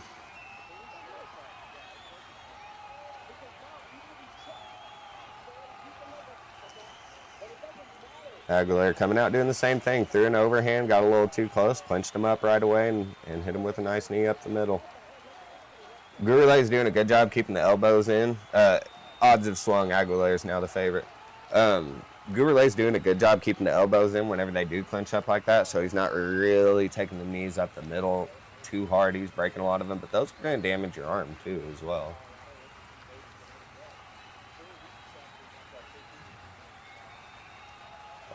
But yeah, my buddy will be here commentating fights with me some. He'll probably be the most frequent guest I have is my buddy Marcus. I usually watch fights with him every time. And like I said, he fought for Shamrock FC, which a lot of upcoming UFC fighters have came out of St. Louis, Missouri. And yeah, they gave him a call for a last-minute fight against one of their kind of batter-asser dudes. Like, he's just always up for a fight, don't matter what event, weight class, anything like that style of fighting. Good left hand from Gouroulet there. Got Aguilar's feet out from under him a bit. Nice left for Aguilar there. So yeah, he fought for Shamrock, and I had to get my coaches. I was his corner coach, and him and my buddy Jake, and I had to get my license in Missouri. And we went in there last minute. We did have a weight miss coming in last minute. He was just trying to cut way too much, so it ended up being a catch weight fight. But he was like their guy, and they was trying to send my buddy Marcus in there, and basically, we need a guy for you to fight. Don't matter who it is. And Marcus went in there and took him out. First round submission, rear naked choke, no hooks even, rode him. And it was just, he's just got a crazy grip. He's always had a crazy torque to him. How am I not number 1? I don't know. That happened fast, didn't it? I don't understand how it happens. At the end of this stream tonight, I'm gonna post the leaderboards up like right over here or something like that after the stream, and it'll be posted up for my end of stream feed. These guys going at it right now. But yeah, first round finish. I got a little too excited, and I freaked out a little bit as an unprofessional corner man because that's my buddy. And it was his first fight, and so seeing him win was crazy. But yeah, shout out Shamrock FC as well. They've got a lot of good talent and good promotions that go on. I believe they're on TV now, where you can watch them live on. It might have been NBC Sports, something bigger though, one of the bigger channels. I don't know who all exactly has been through Shamrock, but I know people like Joaquin Buckley, Sean Woodson, Charles Charles Johnson. They all train with a lot of the fighters that are in Shamrock, and I know a lot of fighters have came from Shamrock. So yeah, minute 20 left in this second round here. Gurulé getting the better of him. It looks that according to the strikes, head strikes this round, strike count, but pretty even matchup according to me. He has landed better this round though, for sure. Good takedown attempt from Aguilar. Nice of Gurulé to keep his power up. He's just so strong.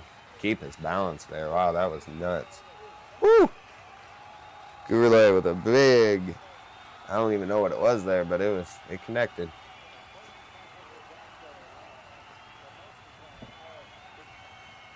It was funny whenever we did our, nice low kick from Aguilar there. When we did our walkouts and we had like the commentators or whatever talking, they didn't know anything about Marcus. They was just making stuff up. They was like, I've seen this guy fight before. He's a dangerous striker and this and that and everything like that. They didn't know nothing about him. They was just making it up as they go. But shout out to the commentating team for keeping it interesting. All right, going into round 3. So far, the one who can, looking like you're the one who said decision, right?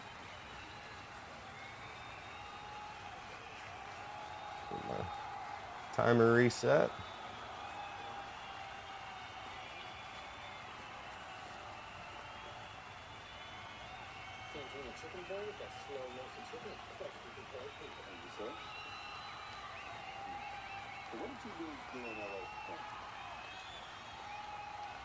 All right, got that set up. All right, so we got one round to get to finish. So we can open up some Topps Chrome. I want as many finishes as I can because I've got to get through all these Topps Chrome. I'm not going to feel right if I don't get through them all. And there's some Holloways in there still. You know what I mean? So are you guys pulling? Do you guys pull or you just watch people pull?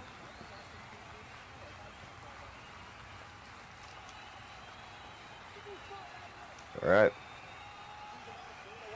Next round's about to start. Third round.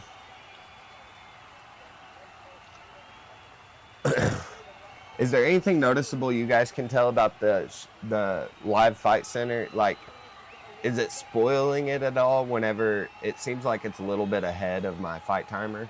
Like maybe the fight's on. Oh, good spinning back kick there from Aguilar, coming in flying. Jumping hook kick, and then he flapped his wings like this. I don't know what he's doing there, but that was cool.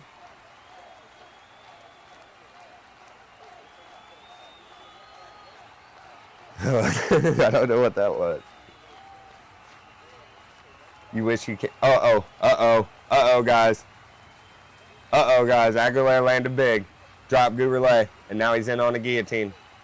I think he should let it go, get out of the grip, and go at him.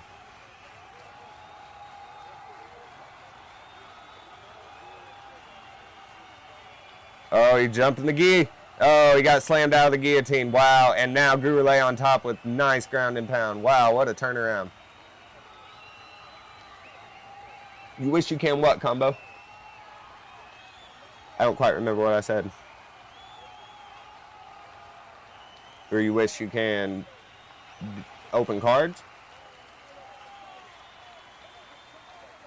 Nice, they're going. Uh-oh, they're doing the ground look. He's going to the center.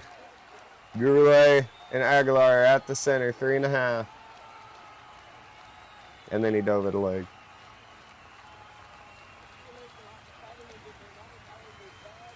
Nice, ducking the overhand there. Man, nice left hook from Aguilar. Aguilar's just kind of looking at the replay here. Oh, it was a stiff jab from Aguilar, dropping and then jumping in uppercut straight into that, dove straight into that guillotine. I think he should have not rushed so much and went into that guillotine. I think he probably could have got some more ground and pound if he would have just got top control there. Nice leaning in straight from Gurulé. Now he tried the overhand, the same style.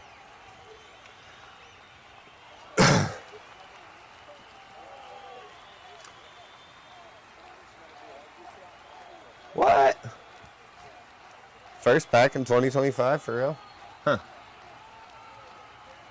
That's crazy. Cool. Well, that's cool that you watch the content but don't necessarily... Oh, big right hand from Gurley. That's cool that you watch the content but don't necessarily do the thing. I'm sure there's plenty of things I do that for as well. Ooh. Nice knees in the clinch. Oh, nice knees in the clinch for Aguilar, but then Gurley came back with a left to the body and then a right over the top. That was hard. Last 2 minutes. This fight is great. Yeah, Aguilar came out here to prove something. Oh, nice one there. Clipped him behind the ear. Threw his balance off a little bit. You see that? The one who can. Yeah, this fight is great.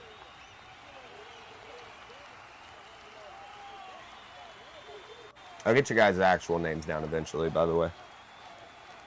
It's just, I've seen some of you guys in the messages, but then it's just easier whenever I'm seeing the name pop up to keep track of everything if I just say your handle name, you know?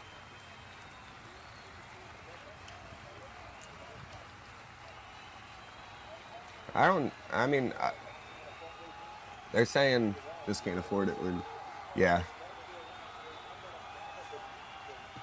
So if you can't afford it, the best way to do it and still feel like you're doing the exact same thing and getting the good feel for it, get those Panini Contender blaster boxes. These right here, the PFL ones. They've got an auto guaranteed, and I don't know if you can read it. They got an auto in every box, and you've got good fighters in there. You know, you've got Ngannou, Johnny Eblen, Usman Nurmagomedov, Paul Hughes, Chris Cyborg, and Dakota Decheva on the front. But you got your MVPs in there. You got Chandler. You got Rampage. You got Kimbo's. I bet, like, you've got good fighters in there. I thought when I was opening them, I was going to do PFL, and I wasn't going to know everybody, even though I do follow PFL roughly. But I was very excited. I didn't think about all their backstock of fighters they have. This fight's amazing. Last 10 seconds.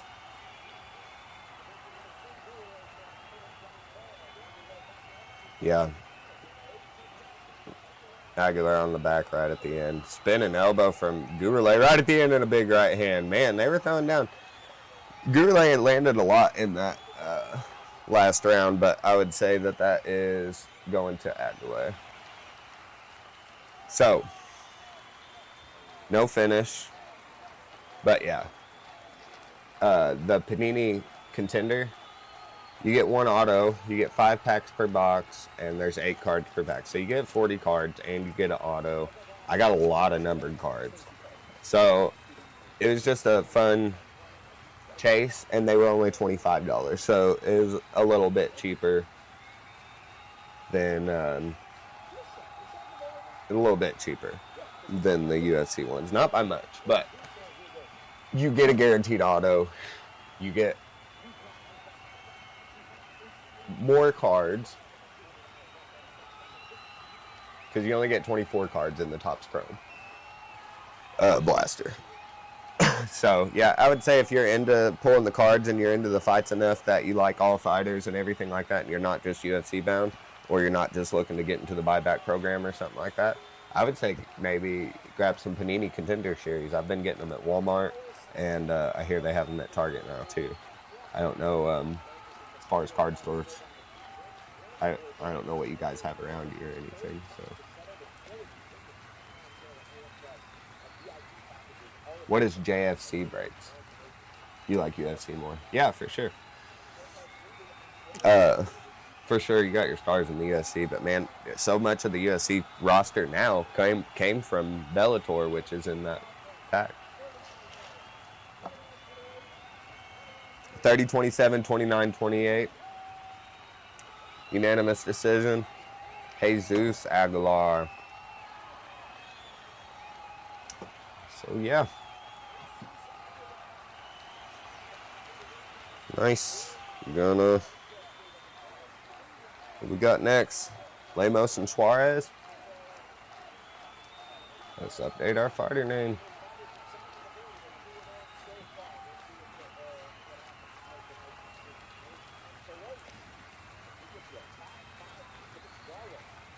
I live in Europe, not USA. So what's that mean?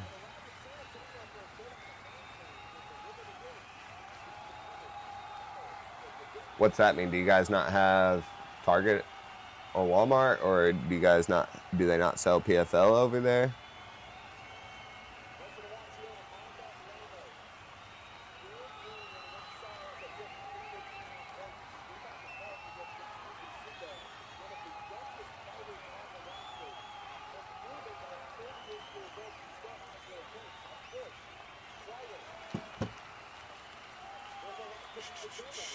I live in Europe, not USA. Let's update our fight clock real quick. Got Lemos.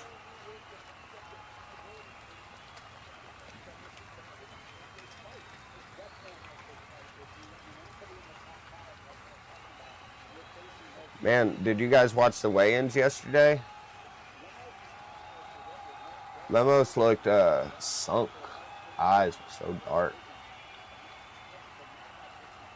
Really, everybody kind of looked like crap on that weigh-in yesterday. And I just wonder how you could ever actually get rid of weight cutting. You're always going to have someone who thinks they're going to get a little bit of an edge by doing that. But man, at what cost?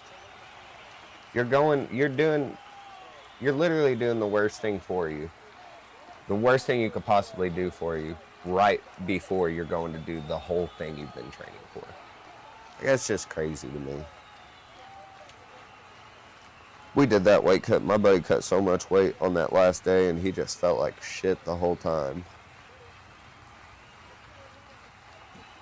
Even right before the fight, he was cramping up. We had to go find a banana. Tatiana Suarez. Man, she's got a jaw, don't she? I said yesterday she looks like handsome Squidward a little bit.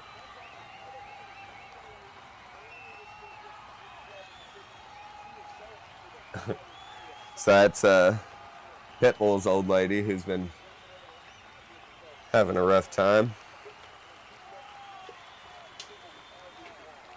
What do you guys think of Pitbull's response to the weightness of the newcomer coming in the UFC? He was not having it. He said, you're young. I'm old.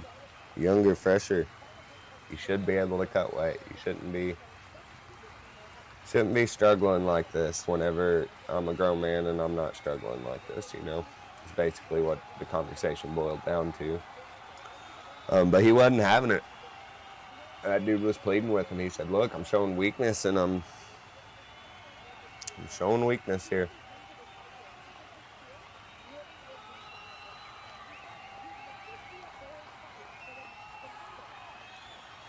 Suarez to win by KO plus 550, by submission plus 130, and by decision plus 180. Hey, we know we got Tatiana Suarez and Amanda Lemos in this card pack. So what are your guys' guesses for this fight?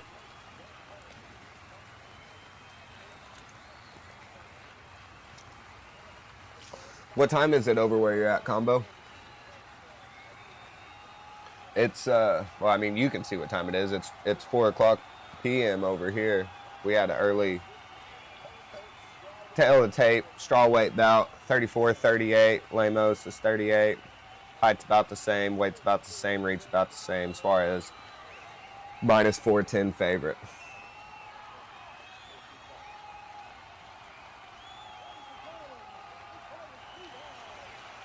Boost Buffer.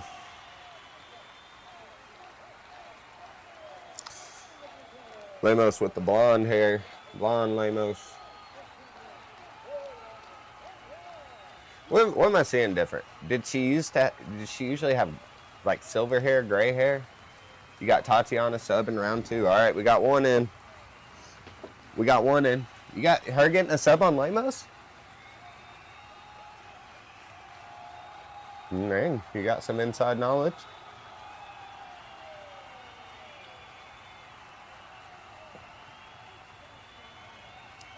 We will see. What time is it where you're at? One who can. Trying to get an idea for where everybody's at, time zone wise, to see what time you guys are watching. She has black hair normally. Doesn't she? She's had black hair for sure, but she's had like a straight up silver hair before, right? Too, like not blonde, gray. Like it looked like a silver or gray. Let's get our fight clock ready.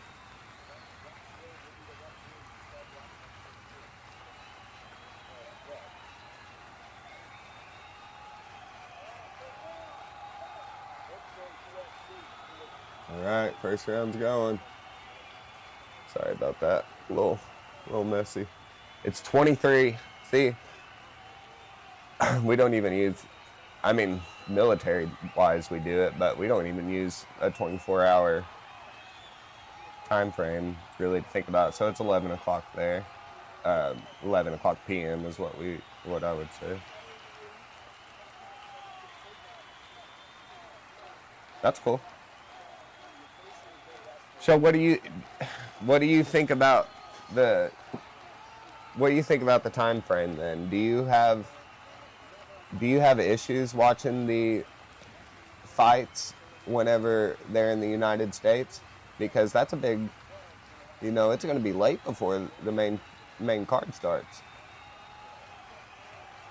I notice they cater to the U.S. more whenever it comes to the time you're watching it. There's been very rarely that I have to get up at 5 in the morning to watch a fight, but it does happen, but it's very rare and hardly ever for a numbered event. I think the only one was maybe UFC, the last UFC Paris, not the one that just happened, but the one before with Gone. I think maybe that one was at a very early time, like they did it at their time. But usually they cater to the U.S. whenever it comes to what time people are going to be watching. So this was even an early fight card for us. We usually, on a normal night when they're in Vegas, they start about 3.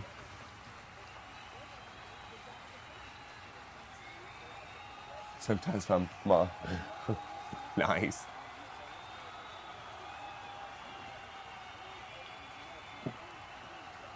Are you in school? You better be keeping up with them grades. I'll tag your mom.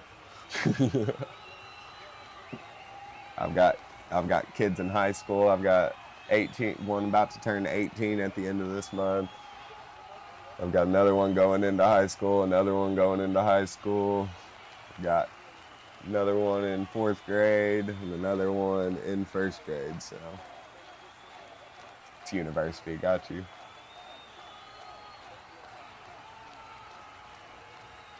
Low blow. Didn't expect that in the women's card, so my timeout is going to be strange.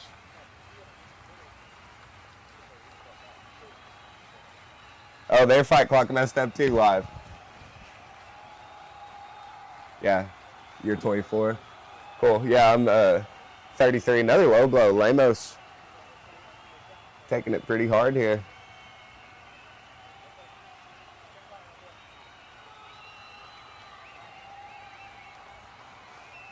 Suarez is a little bit big, got a big frame, What do you go to university for, Combo? And how far along are you into your studies?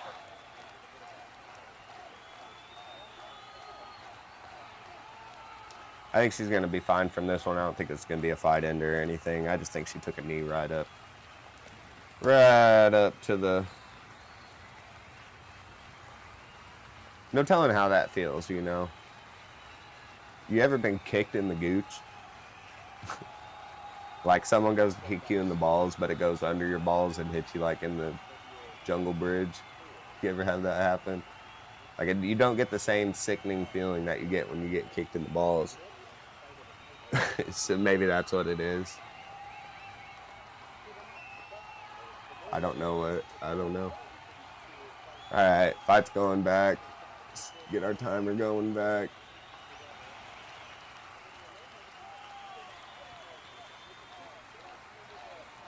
I thought I messed up that timer, but it ended up being perfect. How about that?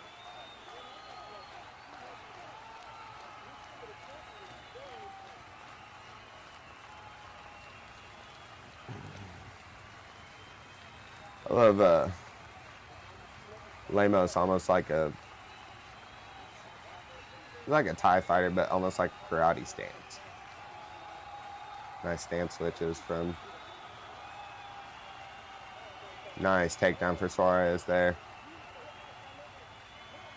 Lemos did a good job keeping the hips high and elevating and turning out and getting out of there. She's up along the fence right now. Suarez deep on that single still, though. Lemos is going to threaten with the guillotine.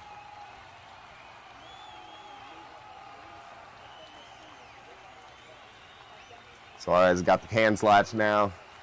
Lemos about to go for a ride. Oh, Lemos, good balance. Now switches to the double. And Suarez gets her down. Lemos doing a good job elevating her right now. Toes out of the cage for Suarez. So I was talking about it earlier. If you guys... Lemos doing a good job keeping that forearm in there and keeping the legs real high, making it kind of miserable to be in guard, not really getting anything, giving Suarez a chance to get anything off. I was talking about it earlier. What do you guys think? I think a safe bet to make is that every women's fight on the card, don't make a parlay that all of them will, but make a parlay that the women's fight is going to go to the decision and put a $5 bet on every women's fight. And I think you're going to come up pretty good the whole time. 10 seconds left in the first round. Suarez ending on top here. I think she'll probably get that one just because of top control. Get our second round set up here. Yeah, I think it's just a safe bet, though, to make a bet that the women's fight on the thing are going to go to the decision. And I think if you look at the stats, and I don't know if you know this, but there's a crazy stat sheet at the website for the UFC Pie. If you go to their website, there is a handbook that has every single stat, every strike ever thrown in UFC history, all the percentages, every stat combined, showing you what fighter may have a better chance based off of age, reach, wrestling, like all of that. You can really break down every single thing a fighter has going on. And I think statistically you're probably going to have more decisions than finishes in the females. So I think you're going to come out on top. So we got round 2 about to start up here. Fighter ready? Fighter ready? Let's go. Let's get our timeout ready. We wasn't ready for that one last time. That's crazy. Oh, my fight clock. 10 seconds behind, guys.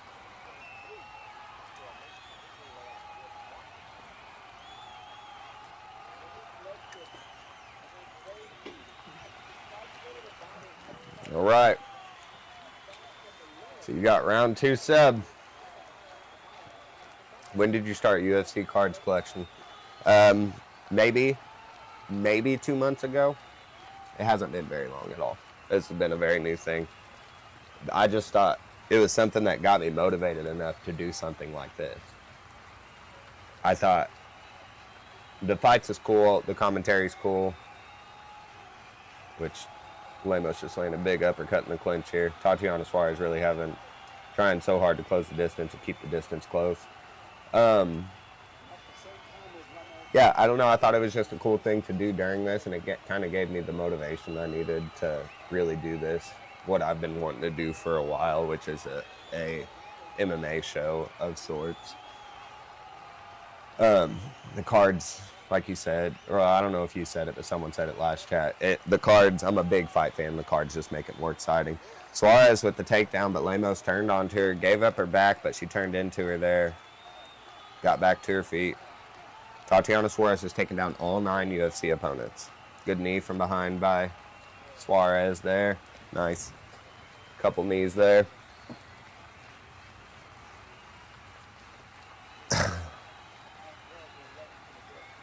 So did you guys watch Contender Series this week?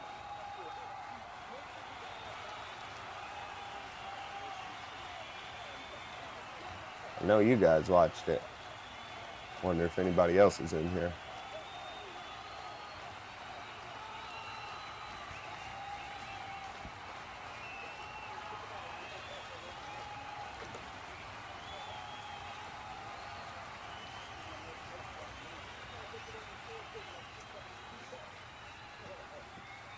I did notice that I may or may not have deleted that first screen.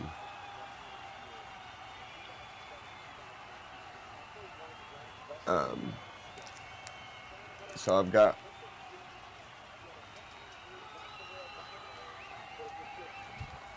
I may have deleted that first stream, so we need to make sure everyone is emailing and getting their prizes, and make sure you're remembering what you won, so I can get that out to you.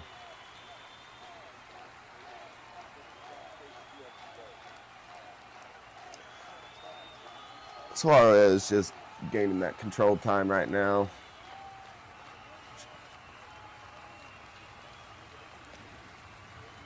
She's attacking the neck now. She's moving over into side control and going to attack almost like a Darce ninja choke. She lost it.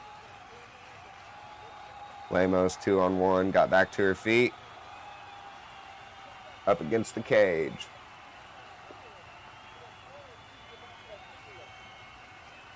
Remember, our fight clock's about 8 seconds behind.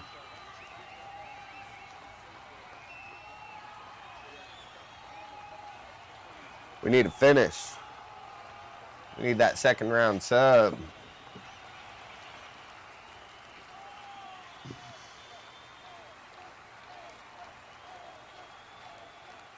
I tried getting my game system into the stream too.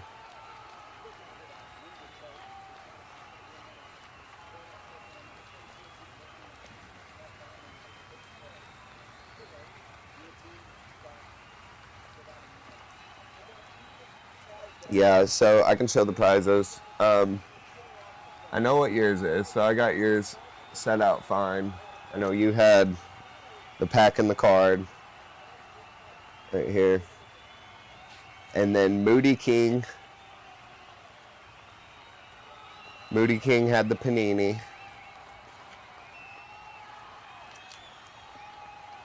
We had the AJ McKee card.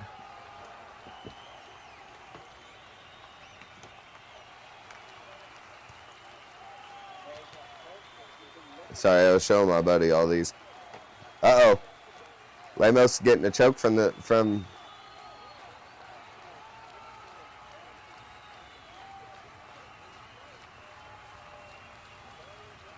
Whew. Lemos with a tight Darce there at the end. Let's see. I've got that AJ McKee card in here too. I think it just got put in the mix. Right there. So that AJ McKee card. And Trevor Peak auto.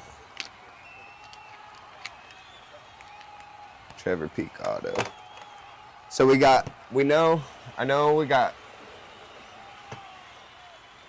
to get my timer reset, guys. Set it to round 3.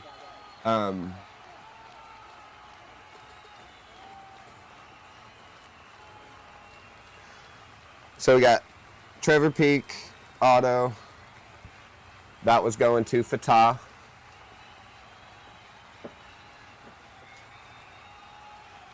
Yellow combo, Moody King. So I needed to figure out who won the AJ McKee card and who won the Topps Chrome 2024 Blaster. I missed my fight clock, guys. Sorry. About 15 seconds behind. Maybe I can catch it up.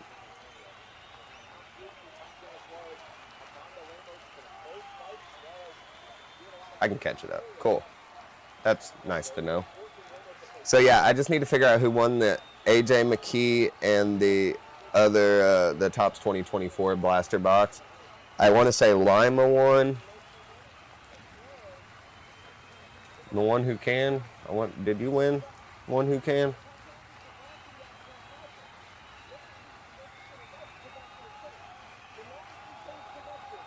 I think Prince Slaps won the McKee initially and then passed it on to someone.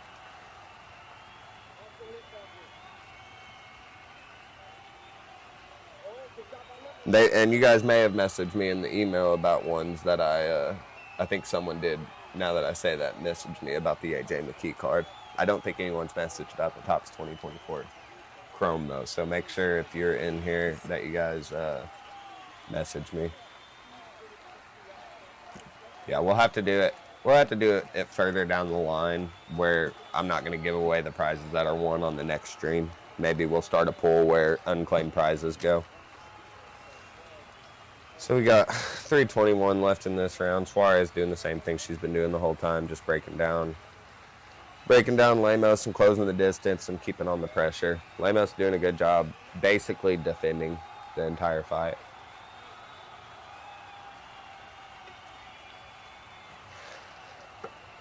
So Yellow Combo, what is it you like about the stream? Especially since, you know, I'm not doing as much card break material. What is it you like about the stream? You like just the watch-alongs or the live reaction, or what is it? The news, the chat, the fight center.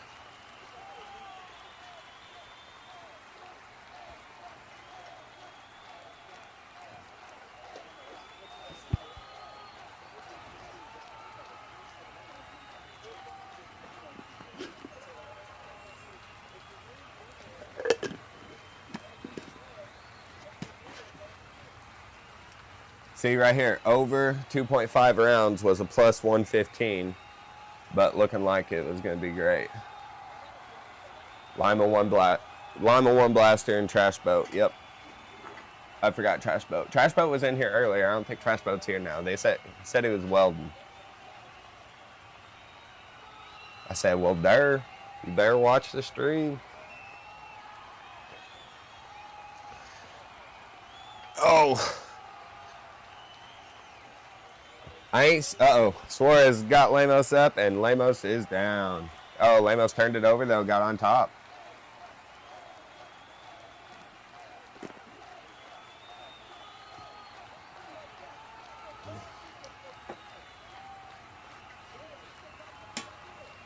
All right, Lemos has Suarez up. Man, she turned her immediately. Right as soon as they got back to her feet, Suarez turned Lemos.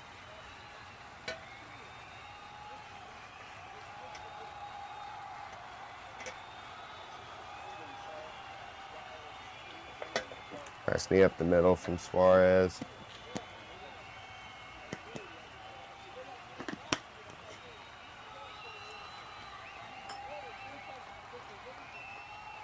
Ooh, nice left and a right from Lemos. Woo! Toss Suarez around there. Last minute. Think we're going to have a decision, folks. Lemos is looking for the kill shot.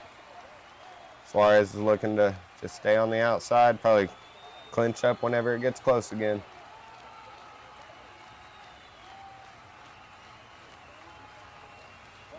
Oh, nice right hand from Lemos over the top, left and right.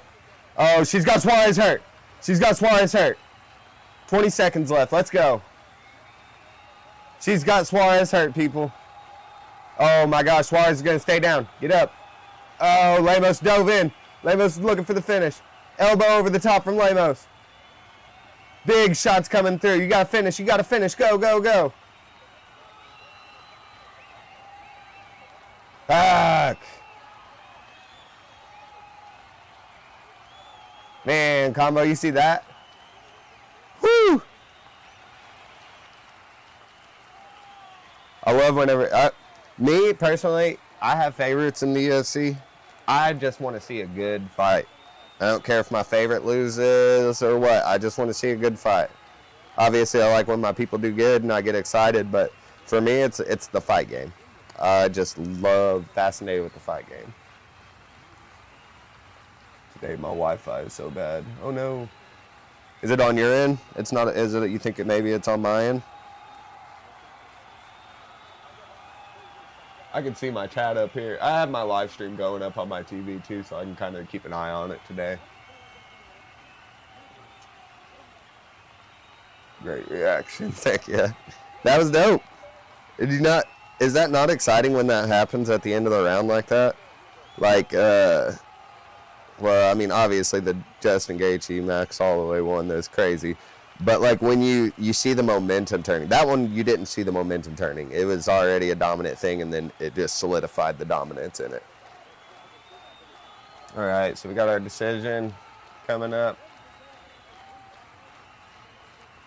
3 rounds, all 3, 29-28.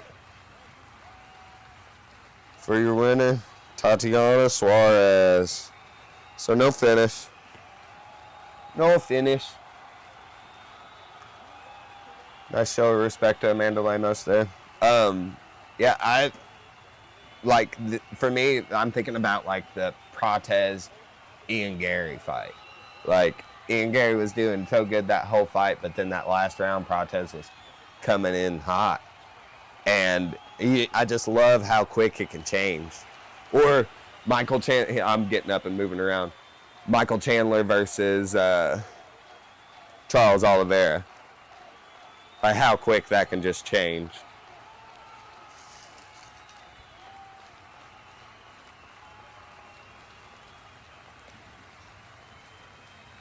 We got fighter walkouts happening for the next one. I'll go ahead and get the fight set up. Forgot we went to a decision, so it happened quick. Update these fights and then...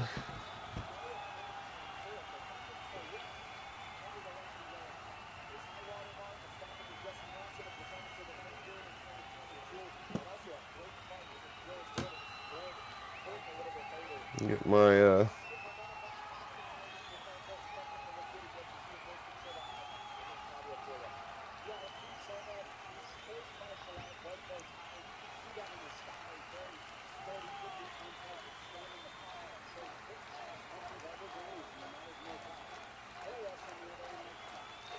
Claudio Puelles versus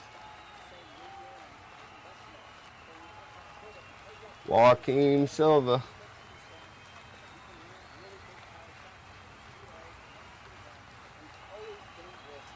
All right. Took what's mine. Haha, number 1. Yep. You're going to end up being on the leaderboard at the end of the stream.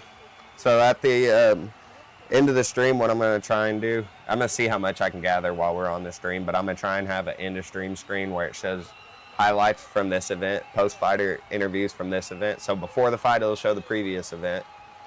After the fight, it'll show this event. And if the post-fight press conference comes on, it'll also go live too. And we'll leave it running, even if I'm not here talking to you guys, we'll leave it running all night, I think, or at least a couple hours or something until the press conferences are done and everything, at least. And give you guys a chance to conversate in there and catch up if you're there.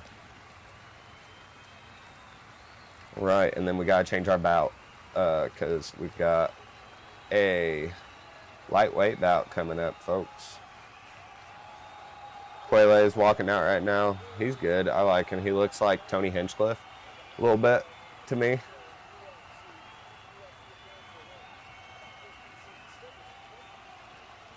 You guys watch Kill Tony? And then our round. We're back to round 1. So, this is running a lot better than last time, I think. I think it's going good.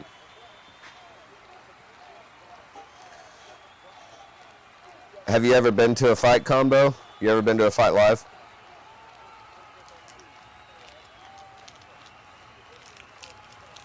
I try to go to any that are close to here. I'm kind of in a nice, it's not nice at all, but Most knee bar submissions in UFC history, 3 from Claudio Puelles. So don't let him get your leg. I try to go to as many as possible around me. And I'm in this kind of area that is in between. I'm about 3 hours from most major cities. So if I can get to St. Louis, Nashville, Memphis, Louisville, Indianapolis, Evansville, Peoria. I can get to most places in like 2.5 to 3.5 hours is where I can get to most major cities that are around me. Even Ohio's like 4 hours, stuff like that. Chicago, 4.5 hours. I can get to Kansas City. I can get to different cities. So I try to go to a bunch of them. I go to Nashville. I've been to the last 2 Nashville cards. I've been to the last 2. Was there 2 St. Louis? Maybe it was just 1 St. Louis card I went to. I went to Louisville. Seen Imavov versus Jared Cannonier. We got a tail of the tape. Slight reach advantage for Puelles. And a slight height advantage, but that's about all. Bruce Buffa. Fighter introductions.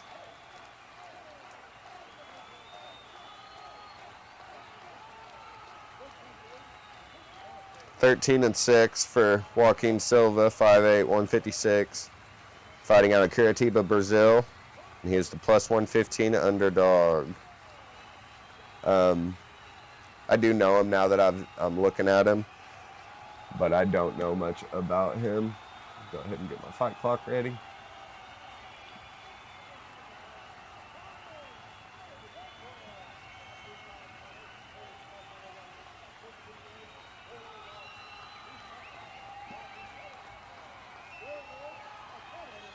Get my timeout timer ready.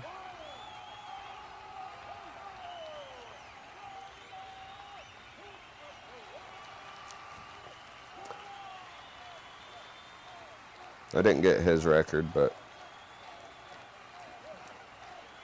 Kerry Hatley is your referee.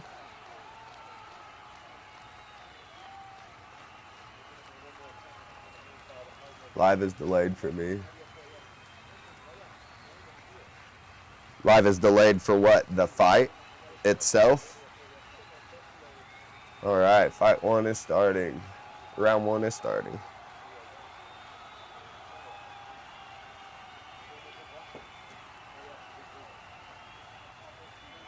Puelles fighting on the outside here. Silva looking to crash in. I'm going to step to the side for a second.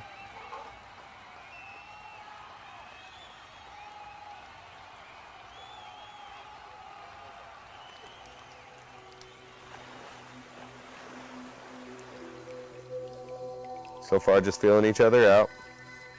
Puelles in on the single leg already. Nice, dumped him. Got really elevated with that single leg and dumped him right into half guard.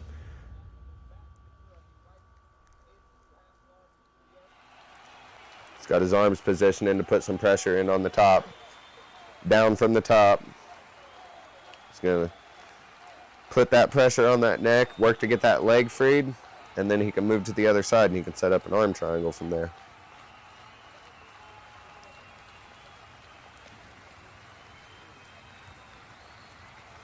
What is live?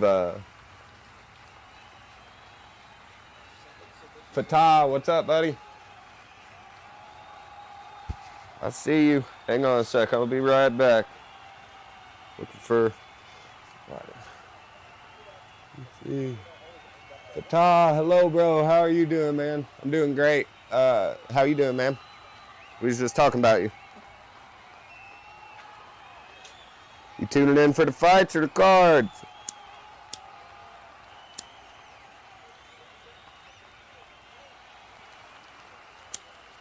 Right.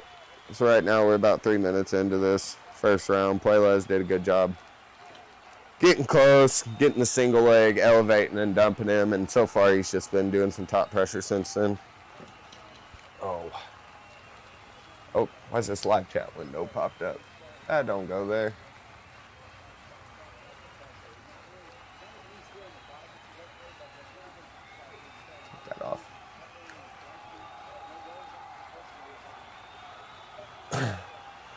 Fatah, what do you think of the new setup?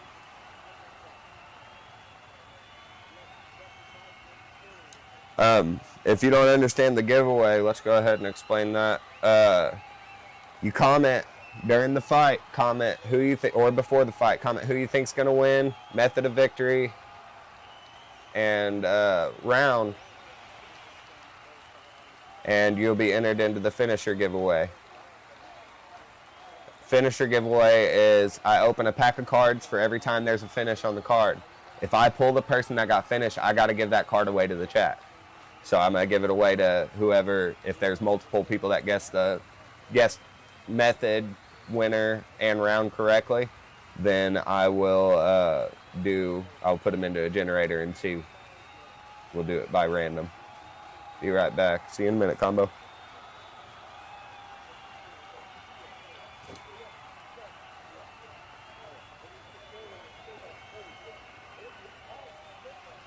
Trying to block it, but you guys see what's up.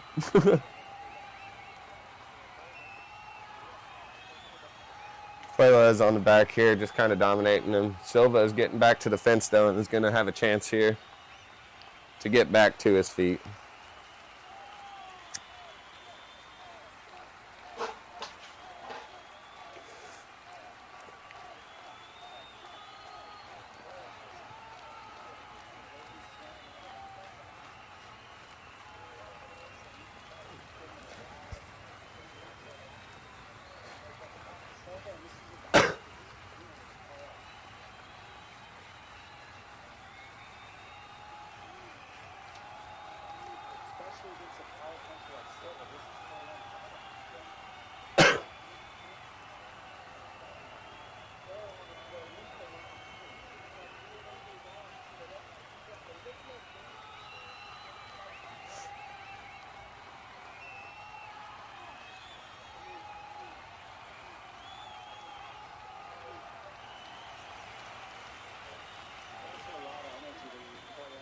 Puebla is just controlling him this entire time, basically.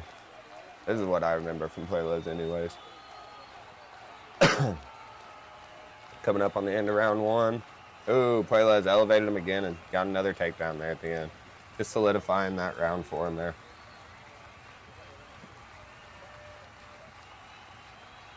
And that's the end of the first round.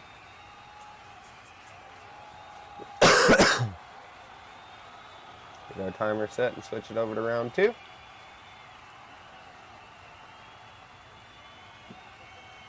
Yeah, what's up, Fatah? What you think of the stream now? Everything functioning a little bit better. Little bit better. Glad you got to join us tonight.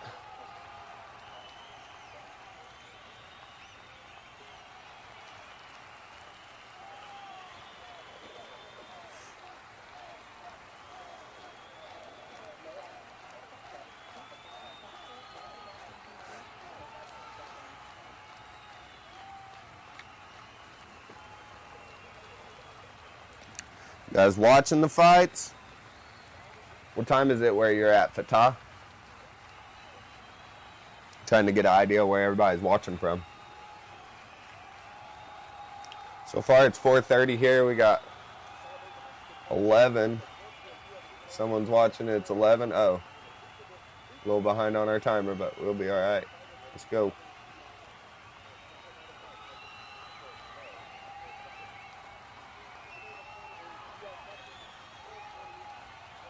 Puebla's in immediately and dumps him again. Immediately. Right into side control this time. Dumps him immediately. Puebla's just got some super good grappling. Just sticks to you.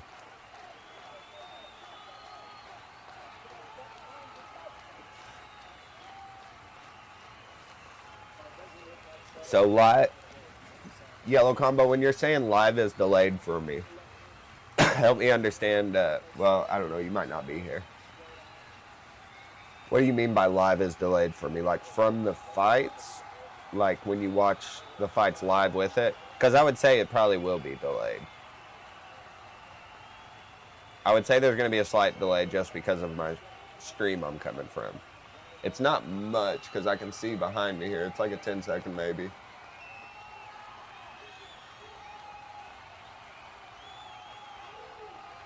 15 second.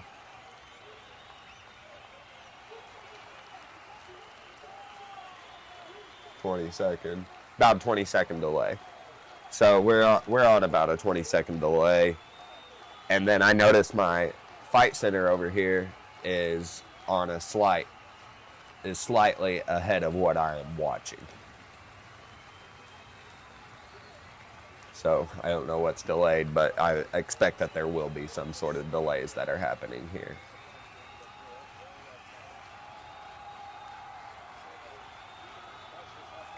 I don't know, maybe if you're watching the fights, maybe, I can't think of a good way to do it. I mean, maybe pause it for 30 seconds and then give it a start and we'll be closer together. I can't think of a way that I can get this any more live.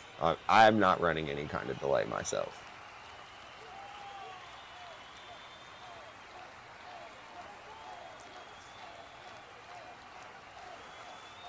They're back on their feet, people. I know there's not a lot of commentating this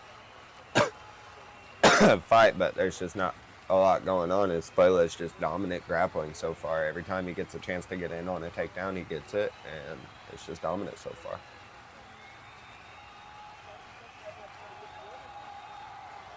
I'm going to be in and out for this fight, guys. I'm watching, but I'm going to keep turning my camera on and off. I'm messing with something.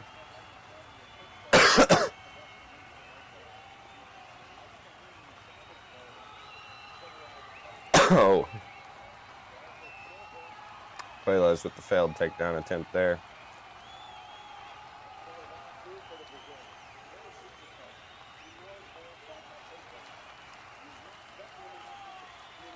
See if my buddy's watching.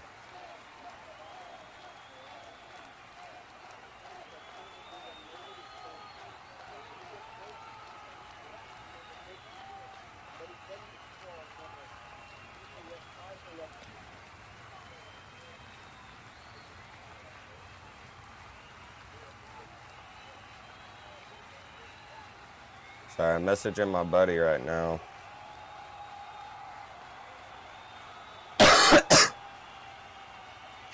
I'm trying to get him to do some live comments, like just,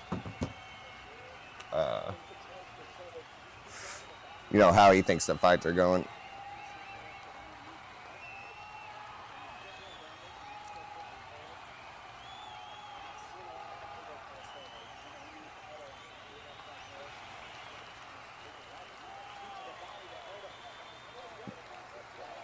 Silva took a bad body kick. Back in on the legs again. He's hurting though, guys. He took a bad body kick.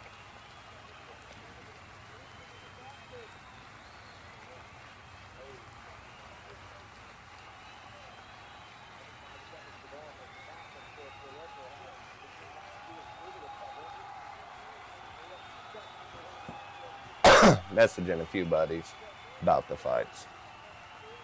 Seeing if I can get their live comments, see if they have anything to add. Oh, he jumped the ghillie. Jumped the guillotine. Silva did.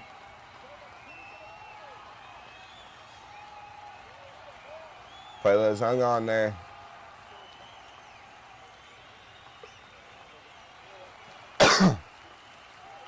So, on to the third. We need to finish, guys. We need to open some cards.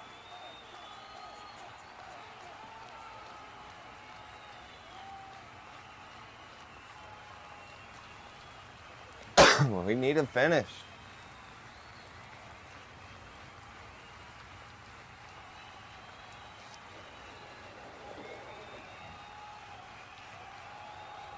So if you guys got any breaking news you've heard, anything I'm maybe not covering in the bottom line there.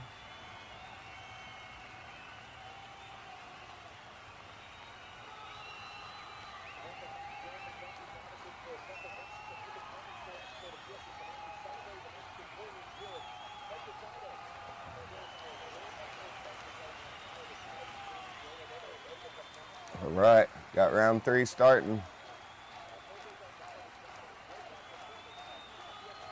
Puelas took a hard kick there at the end of that round. Let's see what kind of gas tank he has. He was shooting for shots he wasn't getting at the end of that one.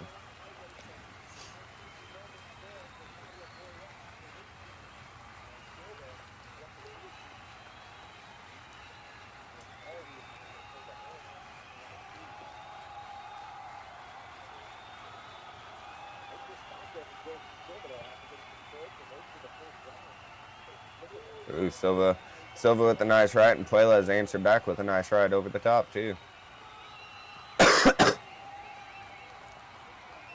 Puelas, another takedown. Henry Cejudo, 19-19 after 2 exciting rounds between Silva and Puelas. Aaron Bronstetter, 10-9 Silva, 19-19 heading into the round. Cage report 1-1. Everybody's got it tied up.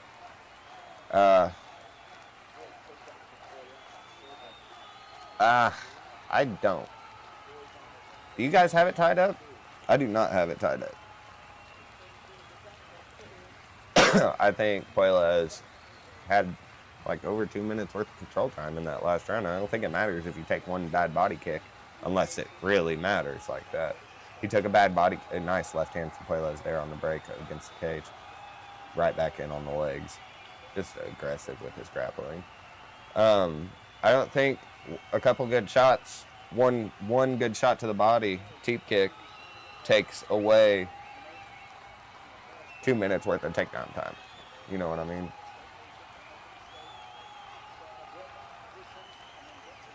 I don't think so. What do you guys think?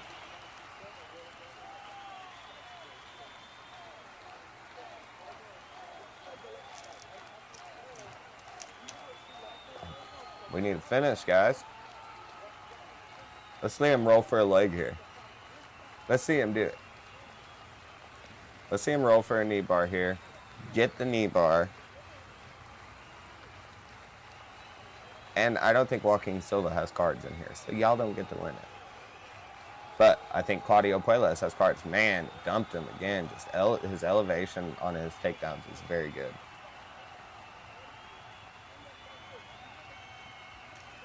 You guys are gonna have to fight for the leaderboards in the comments. Winner of tonight, all the winners are gonna be posted at the end of the stream and highlighted. So I'll highlight the leaderboard at the end. At the end of this stream, we're gonna go to a stream has ended screen, and it's gonna have replays of the night and fighter interviews playing for the night. Hopefully, I'm gonna try and get it updated while I'm doing this stream and add tonight's replays into there as well. We'll see. My idea is that before the fight, you see the replays for the fight, the last one we watched, the last event that was live, event recap, and then also fight week highlights, and then, oh, big straight from Puelas. Big straight from Puelas. Throws the high kick and falls, but dives straight in on the legs and sneaks out the back door. Just amazing. Just all over the place.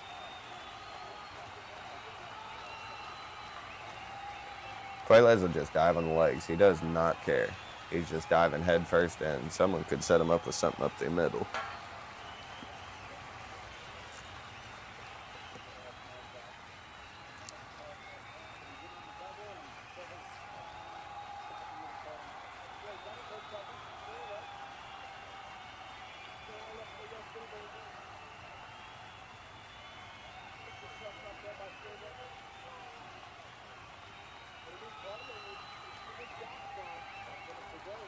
One minute to go.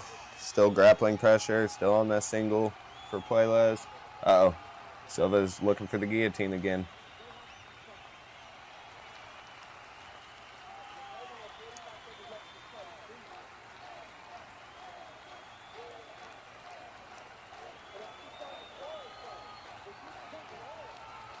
Puelas escapes.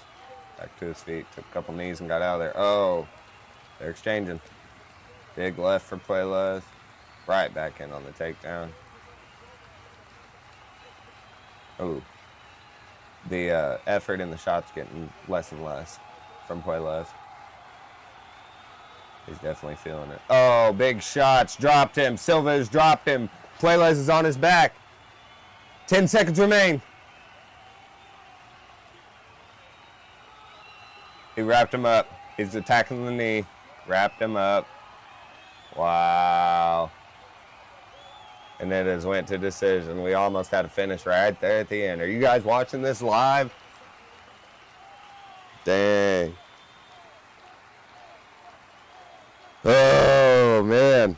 That was close. We almost had it there. We almost had it there. So far, we've only opened, what, 2 packs? We only had 2 finishes tonight?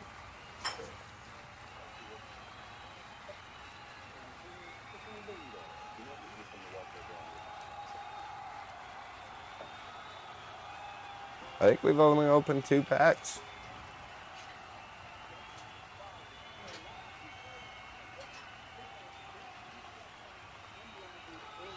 Six packs. 4. Okay, so I'm 3. I'm halfway through a blaster box, folks.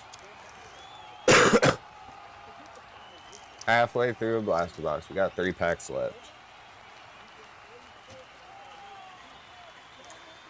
So, thoughts on that fight? Man, Silva's strike count was way more. But Puellas just had so much control time.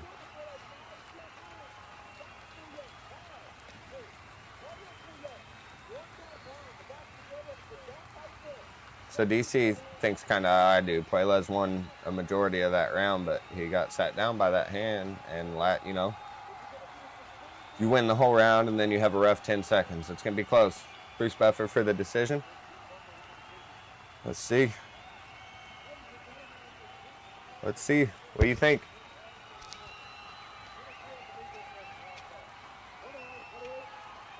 $29-28 Silva. 29-28 Puellas. 29-28 for the winner by split decision, Joaquin Silva. He may have took it in the last 15 seconds. He may have took it in the last 15 seconds.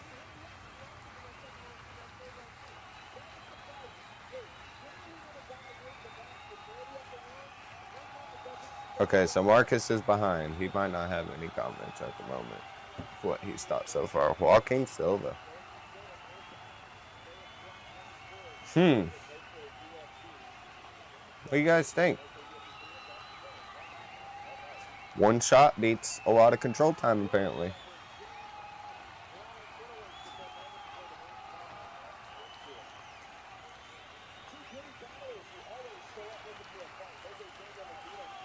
All right. Let's get our fight chat updated, or our fight center updated.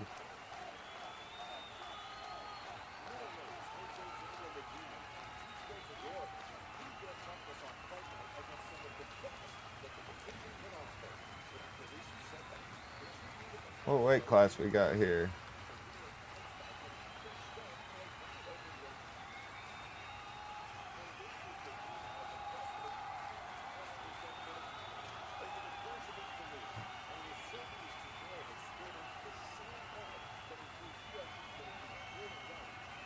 All right, we got Dusko Todorovic versus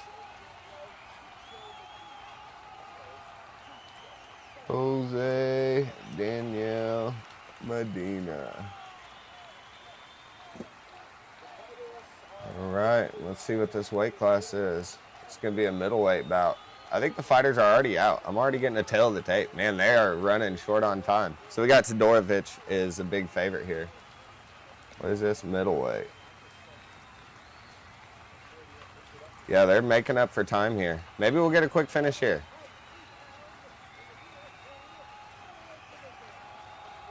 Introducing first, fighting out of the blue corner.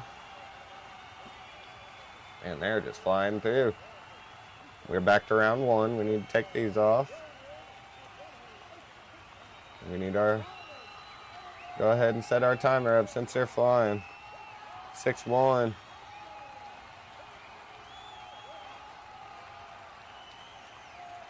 And get ready for a timeout as well. So Pause this.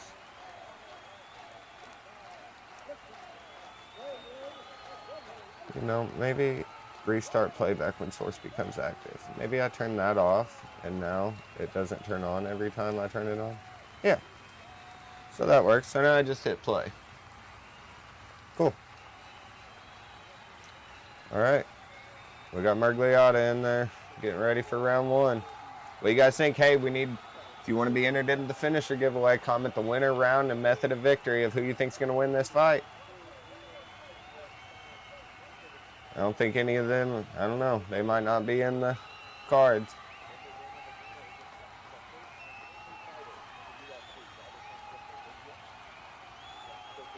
First and only fighter from Bolivia.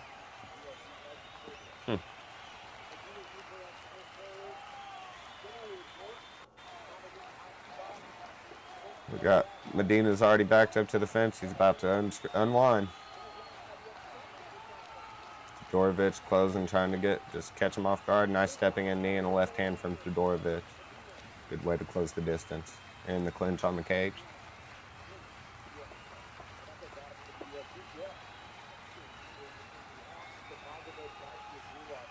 Todorovic using his upper body pressure. Keep things tight here.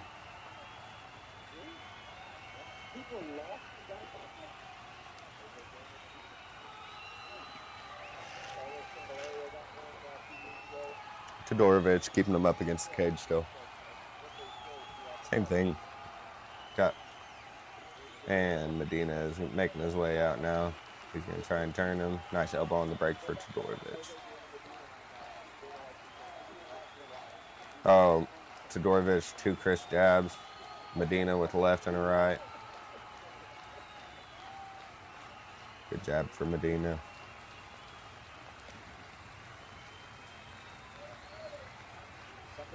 Oh, nice straight from Todorovic. Waited for that leg kick, rear leg kick from Medina and just popped him with a nice straight.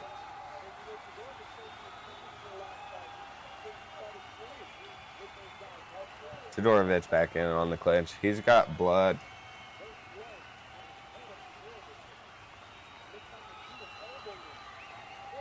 Medina's cheek is cut. Medina is cut.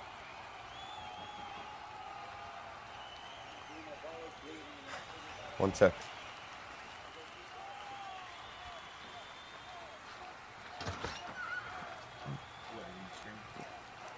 What?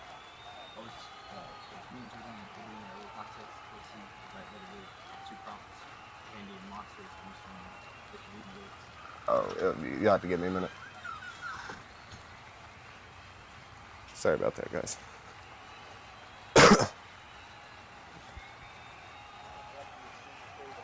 Let's see what caused that cut. Oh, it was the straight. It was that nice crisp straight that caused the cut. Wow. I wish Medina takes the W. What's up, combo?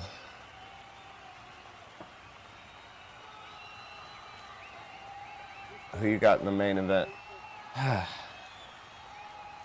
You just don't know enough about Silva yet.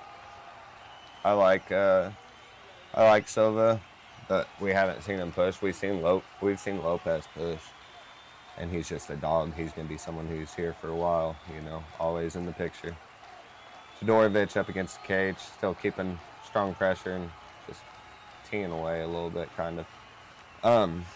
Yeah, I don't know. Gene Silva is exciting, though. You know, like I said, I like a good fight. I have preferences, but I wouldn't want my favorite person to win in a wrong way or nothing like that. I want to see a good fight. I want to see the best contest. I am a fan of the fights before anything else. And, yeah, so I just want to see a war. You wish Lopez wins. What do you think of Silva? You think he's been tested enough yet, or you think he's really gonna be put to the test tonight? Or you think it's gonna be quick work? Todorovic is working on the neck. He's doing a good job. He's got it. Todorovic has got, and it is over, people. Boom. It is over. Dusko Todorovic, rear naked choke. Today is his toughest test. Yeah, for sure. For sure. I mean, Lopes just fought Volk. You know? He had a hard time. Oof, what a cutie. Hey, that's my girlfriend. What's up, baby? Yeah, Todorovic. Little scramble happened, and he ended up with the hooks in on the back there and worked right into that rear naked choke and was instantly under the neck. Instantly under the neck. Yeah, Lopez had a tough time in that fight against Volkanovski, and, you know, part of it was because of Volkanovski's height. Let me close the thing.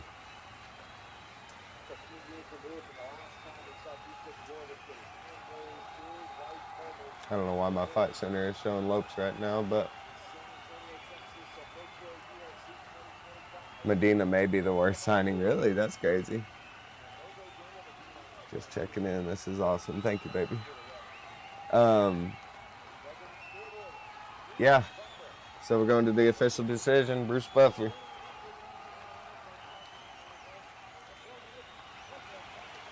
Four minutes, 21 seconds. Round one. Rear naked choke. Dusko Todorovic. So yeah. So we got to finish. So we can do we'll update our fighters real quick and we'll open a pack of cards. I don't think Medina's in the packs though for the finisher giveaway. I don't know if anybody won the finisher giveaway. I wish Medina takes a W. I don't think so. Oh, did they? You know, sometimes that does happen, but they give you a chance on Contender Series. You come out there and you have a war, just like last week when we was watching that first fight. You know, she lost that fight, but she got the contract out of it. There are people who won their fights and didn't get the contract out of it on Contender Series. That's pretty crazy. Yeah, main event, I just hope for a good fight. You know, Gene Silva, you know, all the fighting nerds have been tested. He's the last one. We'll see. We will see. He's going against definitely his toughest test, like you said. All right. I'm going to update my fight clock real quick for the next fight.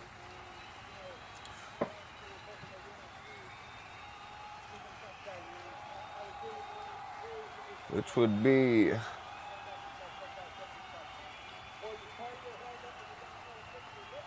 Kwong Lee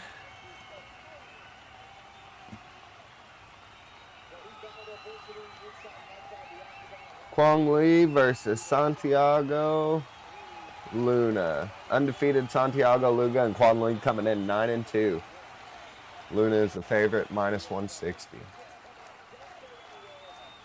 That's what's coming up next, and we're on to the main card, people.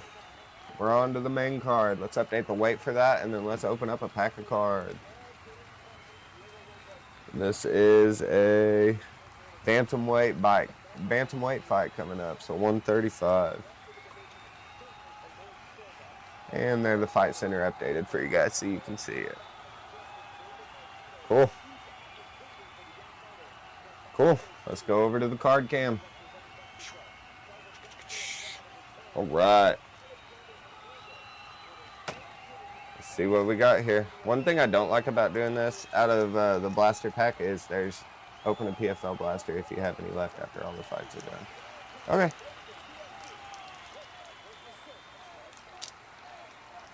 Lopez versus Silva starts now. All right, so, in memory of Charlie Kirk, 1993 to 2025. Phew. Don't do me a favor. Don't get too crazy in the comments about anything like that. It's just, regardless of what you think of what he said or anything like that, I think a person died because of differing opinions, and I don't think that's nice. I don't think that's cool, and it don't matter if you disagree with me or not. Like, I'm not even the type of person that's going to block you But I think you should, you know, have respect for that. The fact that someone died, like, right in front of his family. Like, I don't know. And the fact that we all seen that as a country, we shouldn't. I don't think we should. We want the evidence, and then we see the evidence, and we're like, I didn't even see that. Why did I just see that? Close odds, must be a good one. Yeah, must have been a good fight. Yeah, let's just try not to get too crazy about anything in here. So I see bad boy Jim Miller in there, Mr. 1, 2, and 300. Isn't that crazy? How's things looking out there, guys? Things looking good? All right, we got Adrian Yanez, who was like a hero at one point when he took out that dude for being racist. I forget her name, but the girl with the cowboy hat, her boyfriend, who got did some racist stuff in the corner. Everybody was rooting for Yanez. Oh, I see some green back here. Everybody was rooting for Yanez. And he won that fight, came out and was, and then I haven't seen much since then. But he was people were so excited for that fight. People were blowing up. All right, we got a Tracy Cortez in the green wave. Numbered 88 to 125. So you guys can't see it. Green screen, but this is a green wave. Tracy Cortez, 88 to 125. And I'll show you, of course, we're having our issues. I think we'll have in every single pack of cards I open up. It's just a U already. Let's see if we can get the number on the camera.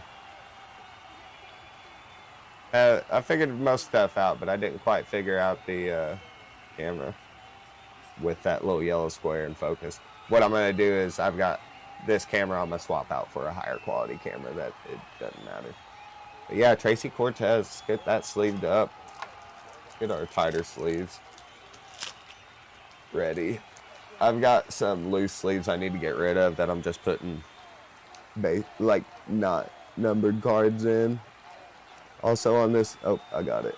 There's a little bit of something on this card. I've got some bigger ones that don't really fit the UFC cards that I'm gonna try and run through and put some basic refractors in, because I sleeve everything up, as you know. As you know, I at least put everything in penny sleeves. Live, I'm gonna put anything refractor in penny sleeve and numbered, but later on I go through and I put everything sleeves. And our next, we got Alejandro Pantoja in the Prism.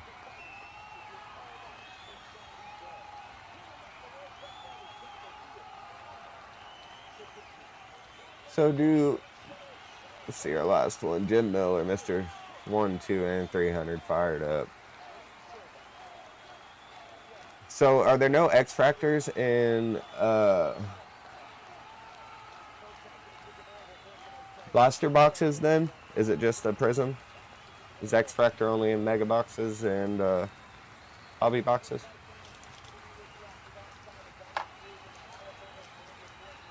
We got Brandon Fitzgerald, Dominic Cruz in DC talking right now.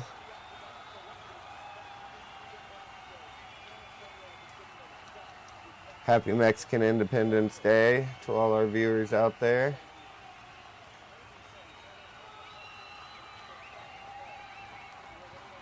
All right. So we've got 4 packs open so far. So we've got 4 finishes on the card so far. 4 packs opened up. Let's take a look at what we've got so far.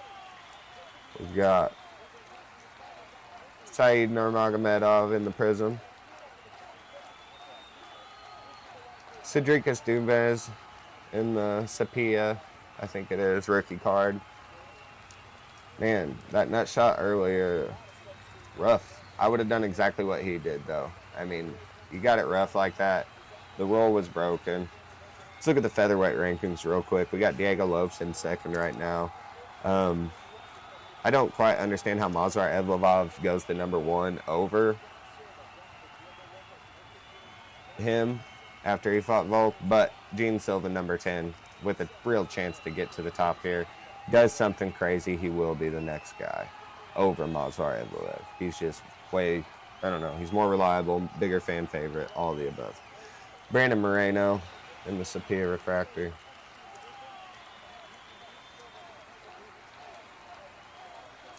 Luana Pinheiro, just a base refractor. The Tracy Cortez and the one that disappears, the green wave, numbered 88. 88 to 125 for Tracy Cortez and Alejandro Pantoja.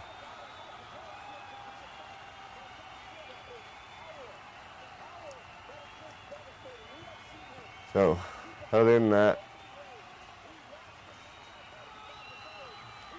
no good rookies yet. No Max Holloway buybacks yet. So far, we only got one buyback. Yeah, yellow combo. Yeah, if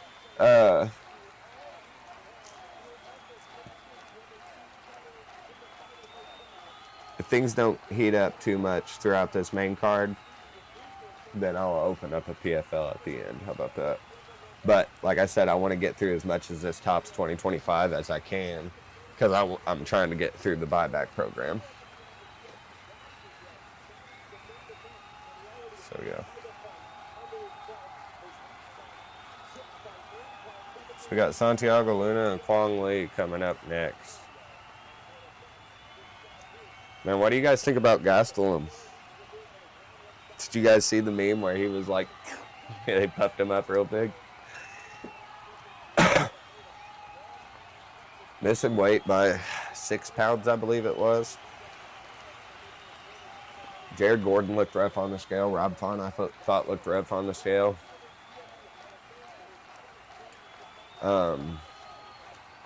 Silva and Lopes, I didn't think they look fine on the scale. Yeah, buyback closes on September 30th. So my goal is I'm going to open all Topps Chrome I have by September 30th. So I'm going to try and only open Topps Chrome 2025 until I get through them and get to that buyback ending, and then I will start getting into where I'm opening all these old years and other packs and stuff like that. But as long as there's a buyback program going on, and I have a stockpile like I have, I want to get through as much as I can. So trying to find a good way to do it.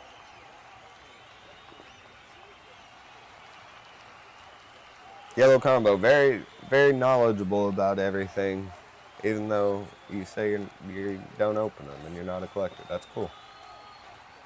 Just a random interest.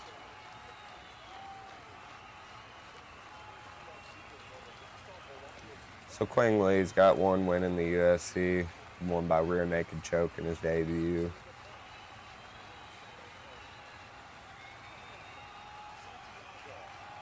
Santiago Border Boy Lueno versus Kwang Bang Lee. I like that name.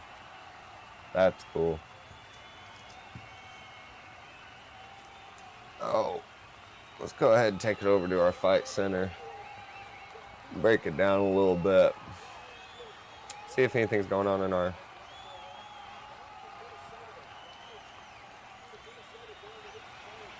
Let's bring up our fight center.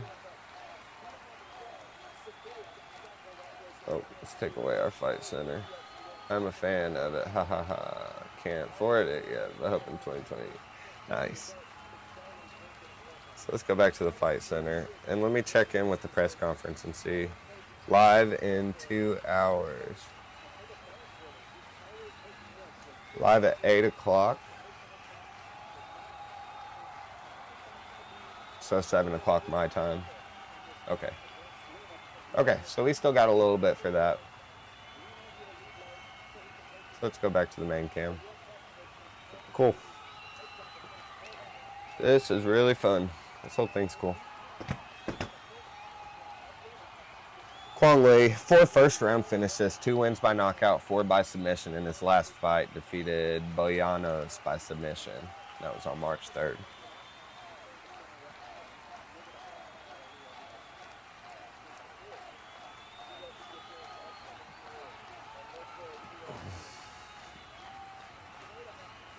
my kids are apparently competing over to see who can write the better lyrics about random topics, and that's what they were asking about earlier.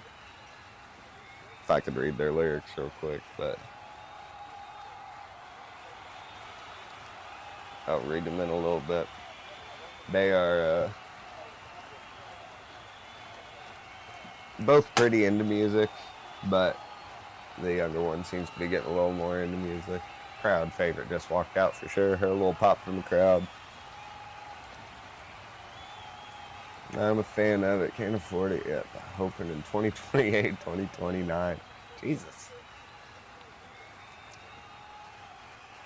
All right. Well, next question then. Do you even think things are going to be like the way they are in 2028 or 2029?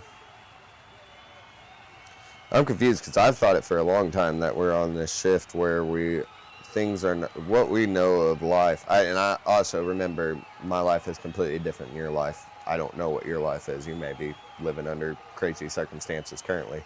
Santiago Luna, undefeated, making his UFC debut. He's finished all 6 wins, 2 knockouts, and 4 submissions. 4-time Mexican national wrestling champion. So he's looking for the finish.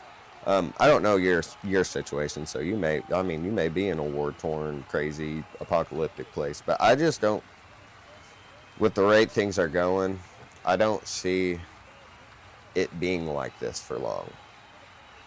I don't see me having fights every Saturday for much longer. And when I say much longer, it may be a couple years, it may be 5 years, it may be something like that, but there's a shift that's happening that, I don't know, it's pretty, something big is happening, it feels like.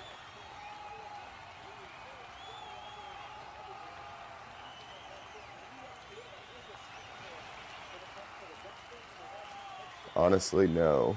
I'm sure things will be different. I am in hard places. You're not. We got our tail of the tape. Santiago Luna is a favorite, 155 favorite, 21 versus 33, so third youngest fighter in the UFC. They usually do better. He's got a 4-inch reach advantage and a 2-inch height advantage, but they usually do better if they're 6 years younger. They're usually the one that wins. Hard situation. So not a hard place necessarily, or just your environment. Your personal environment's hard, not the world environment in your area. Or is it like a worldly problem? Because I live close to Chicago, and Chicago's got crazy murder rates and everything like that. I live close to Carbondale. Everybody from Chicago comes to Carbondale, so we always have dangerous stuff happen there. We just had a mass shooting in Mount Vernon not long ago. We've got meth just completely everywhere, fentanyl. We've got people dying left and right. We've got all those things, which is terrible. Homelessness, all of that, poor. All of that. We live in one of the worst spots of the United States. But other than that, it's not like I'm not fighting for my life over here. I still have something that I call normal, you know. So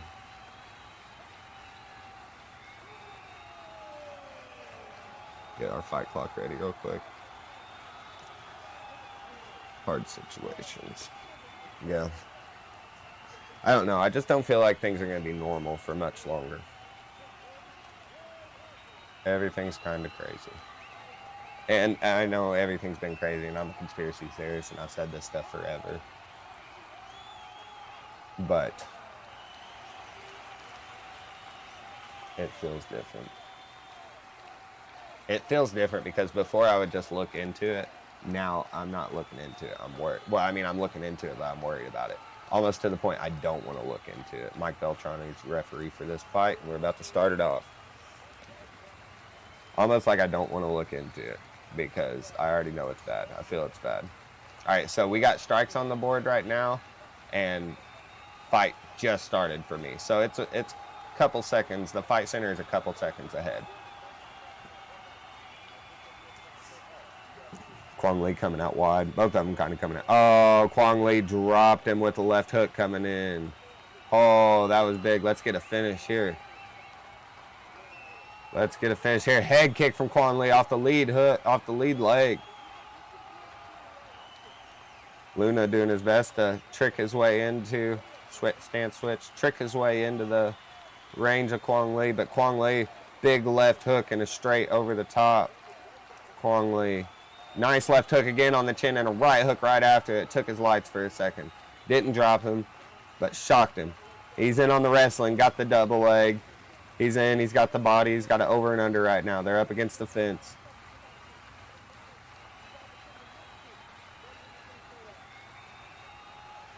Let's get our timeout timer ready in case there's a knee up the middle.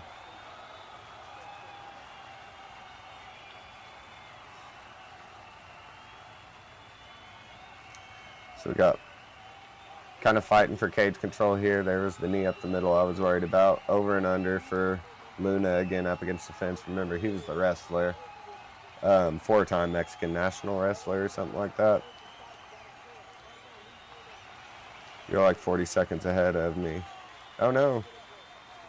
Can you pause your stream for like 40 seconds? I don't know if ESPN or your Russian site or whatever you're using is letting you... So are you in Russia? Yeah, you said you're using a Russian site. Are you in Russia? Lee with the level change now on the single. Nice little clinch fighting there. Both of them landing a little bit. Nice right hand and left hand. Yeah, I would say I'm a little bit ahead of any of you guys that are streaming the fight on like a streaming website, because I'm streaming directly on ESPN. So I'm probably a little bit ahead of you because someone's got to take that feed and then feed it into another feed and then upload it. So it's probably same thing up above. It's about 20 seconds. Kwong Lee with the left and right there. Oh, Luna just sat down Kwong Lee, guys. Luna just sat down Kwong Lee. And he is all over him. Right hand. Left hand. Kwong Lee is hurt. Up against the fence. He's rocking him now. He's connecting now. Kwong Lee is out. It is over. Kwong Lee is out and it is over. Wow. Santiago Luna with the comeback victory there after having a rough time just getting clipped over and over coming in. No, I just use Russian leagues. They don't block it. I got you. Woo! Man, that was a little bit of a comeback, right? Did you see the way Kwong Lee was clipping him as he was coming in? Wow. Oh, he's so excited. This is his debut. 7-0 now. He was the favorite coming in. My fight center, you see how my fight center already switched to the next fight? I don't like that. I wish it would stay at this fight for a little bit.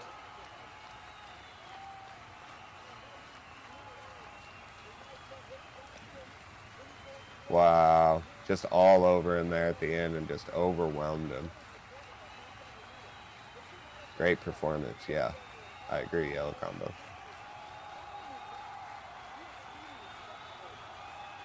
Man, you're number one tonight, man.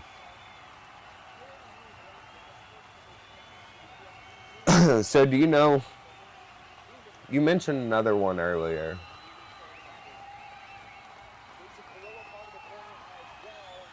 You mentioned another card page you watch. What was that?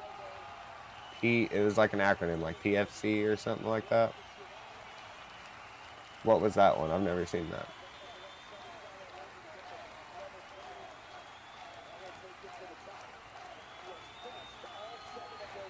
Hey, yeah, I read through the emails and tried to make sure I emailed everyone back. That was, so, Combo, that was you that I was emailing where you said someone else won the prizes as well and to ship both of them to one spot.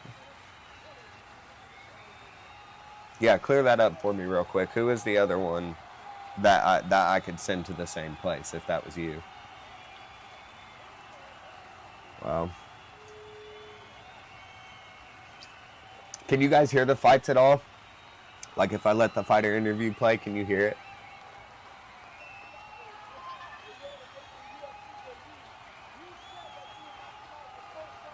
Uh-oh. Something's got less than 10% battery. Let's find out what it is.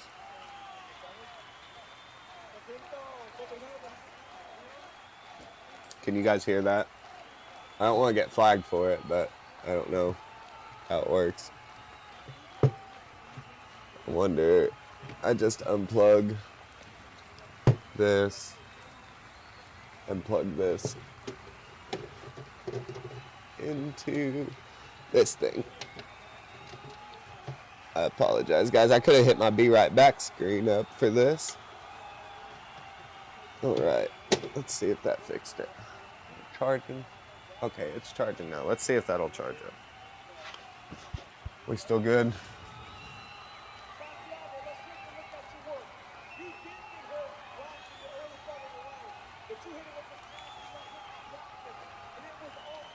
All right, let's update this fight clock for the next one.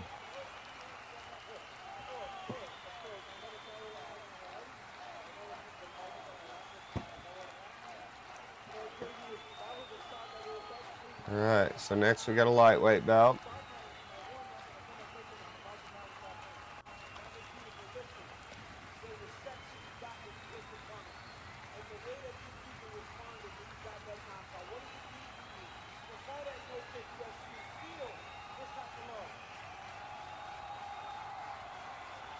You can hear DC. Yeah, see, I don't know. I'm gonna get. I have a feeling I'm gonna be hit with some copyright stuff before I figure it out. I would like. I know you can do it with commentary, but I don't know. I don't know where I can draw the line. So before I come on stream, I have highlights playing, and I don't know if that. You know, all that information that I have on the screen before I even get on here, I'm not doing commentary for. So I don't know if I can even show that stuff where it's just looping and showing replays and all the event recap stuff. Like if I go to, hang on. If I go to this screen, how I have all those replays and everything like that for before the fight starts. I don't know what is actually legal to have on there. I don't want to get hit with too many copyright claims, but I want it to be as cool as possible. So I think as long as I'm talking for the most part, then it's good.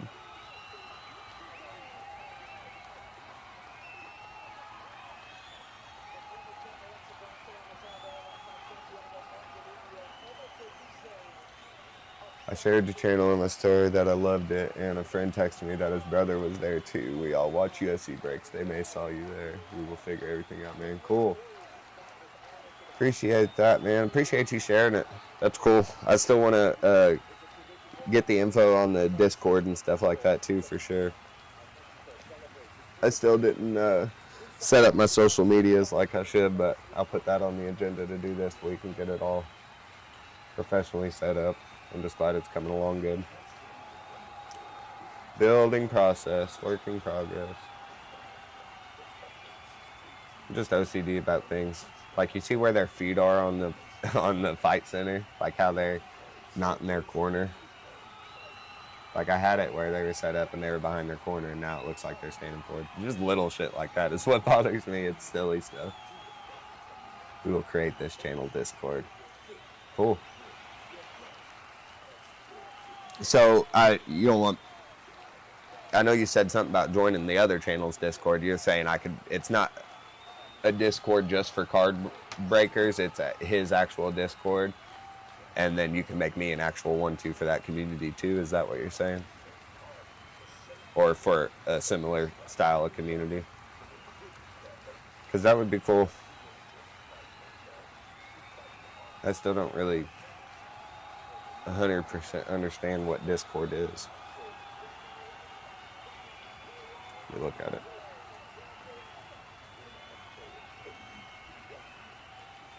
Hey, I'm a complete idiot and I don't know what Discord is, even though I'm live streaming currently. Can you give me a rudimentary explanation of what it is and why I need it?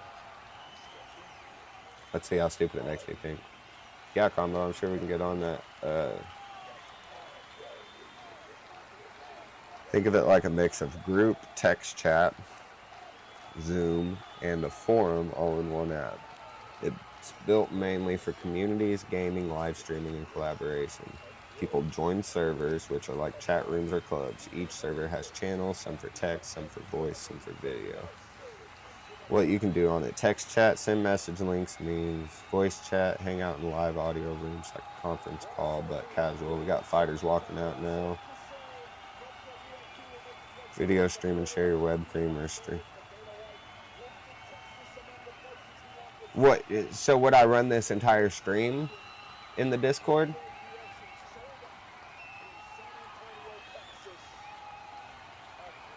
I see it says video streaming, share your webcam or screen. A lot of streamers run private hangouts or watch parties here. And community hub. Yeah, this is, looks great. It looks like what I need. I know everybody, I mean, I knew I needed it. I just didn't know what it was.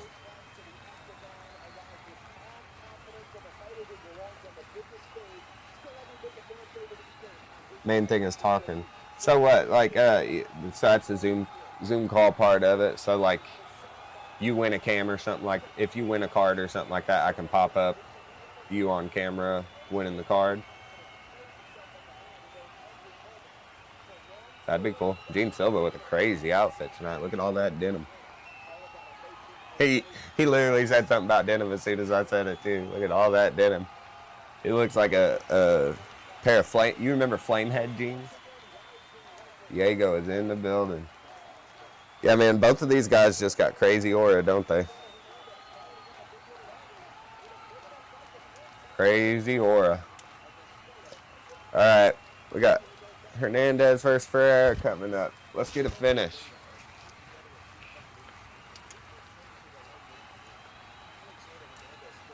Is Hernandez in the base in the cards?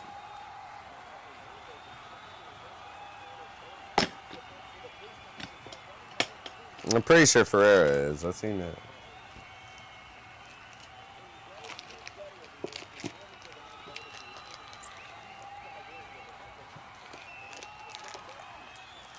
Let's check. Let's look through some base cards. I mean, I could look through my checklist right here.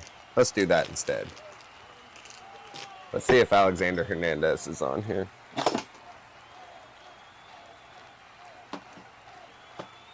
I got fighters ain't walking. They're probably walking out right now. They haven't started walking out yet. Let's go to the other camera.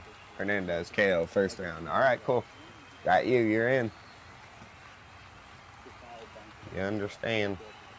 See my card came going? Okay, cool. Let's just look real quick. Let's look and see if Hernandez is even in this kit. Alexander Hernandez and Diego Ferreira.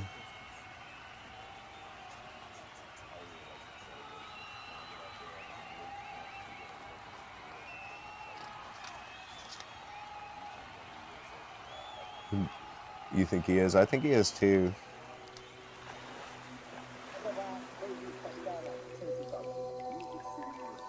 I wonder how they decide who goes on the cards and not.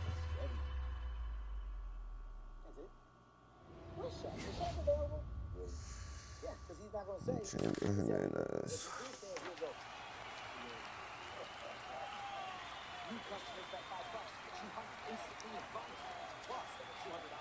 There's Bruno Ferreira. There's Bruno Ferreira, but I don't know if there's Diego Ferreira in here.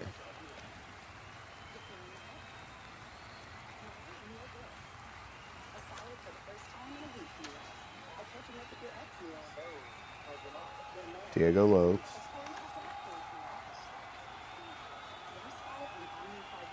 And there was a lot more Diegos in the UFC back in the day.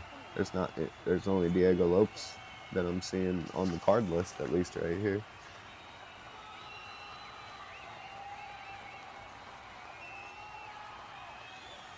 All right, so Diego Ferreira don't look like he's in there, but I also don't see Alexander Hernandez. Let's look through.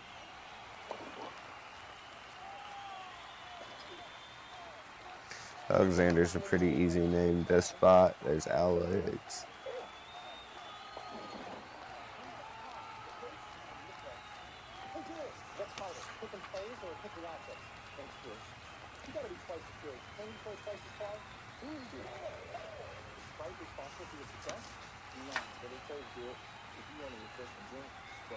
Is he maybe in the rookie class? Well, no, this has the rookie class in it. There's Pantoja.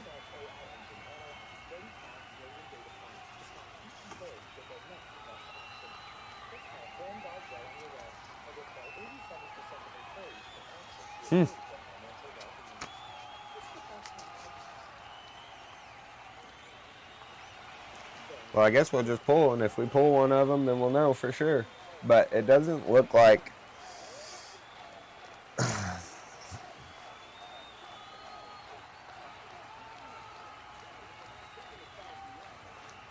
I just wonder what constitutes getting you on a card, you know? Because did you guys see the news today? I don't think I updated my news banner for it, but Weston Wilson got cut. Melissa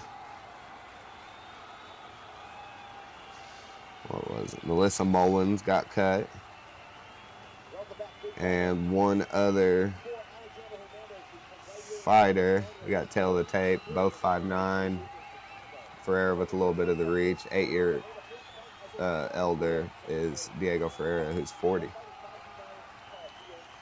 And he's a 120 favorite. There was one more person on the rookie class that had got cut.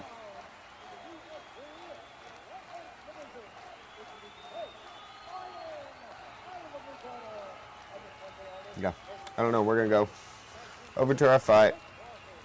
19-6 for Ferreira.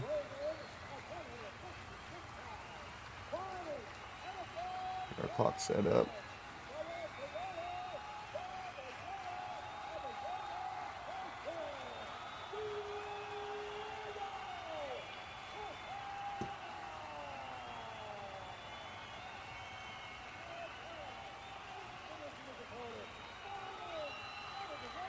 All right.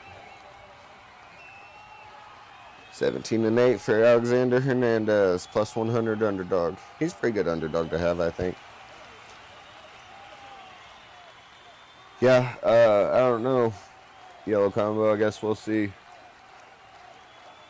It's kind of hard. I mean, I could just chat GPT it, I guess, but I noticed chat GPT isn't the most accurate when it comes to the cards. There's not very much information that they're going off of, I guess. So, yeah, we're looking for a finish. Open a pack of cards. We got yellow combos in there for the finisher giveaway. Message, comment your method of victory, winner, and round before the fight ends, and you'll be entered. All right.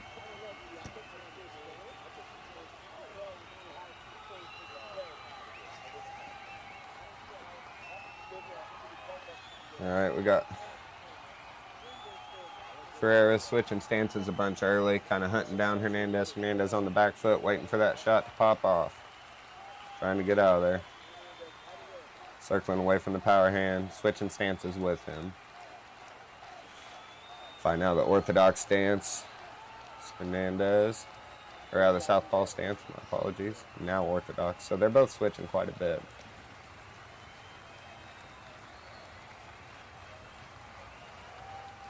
Kind of trading right now. Hernandez on the back foot. Fighting off the back foot, and Ferreira is kind of hunting him down.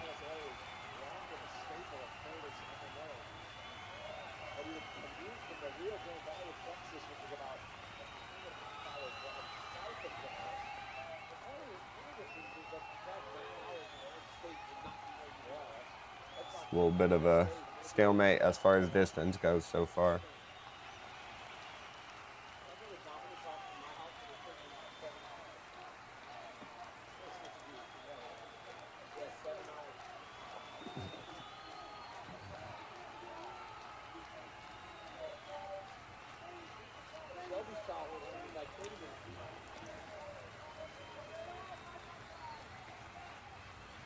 What do you guys think of Alexander Hernandez?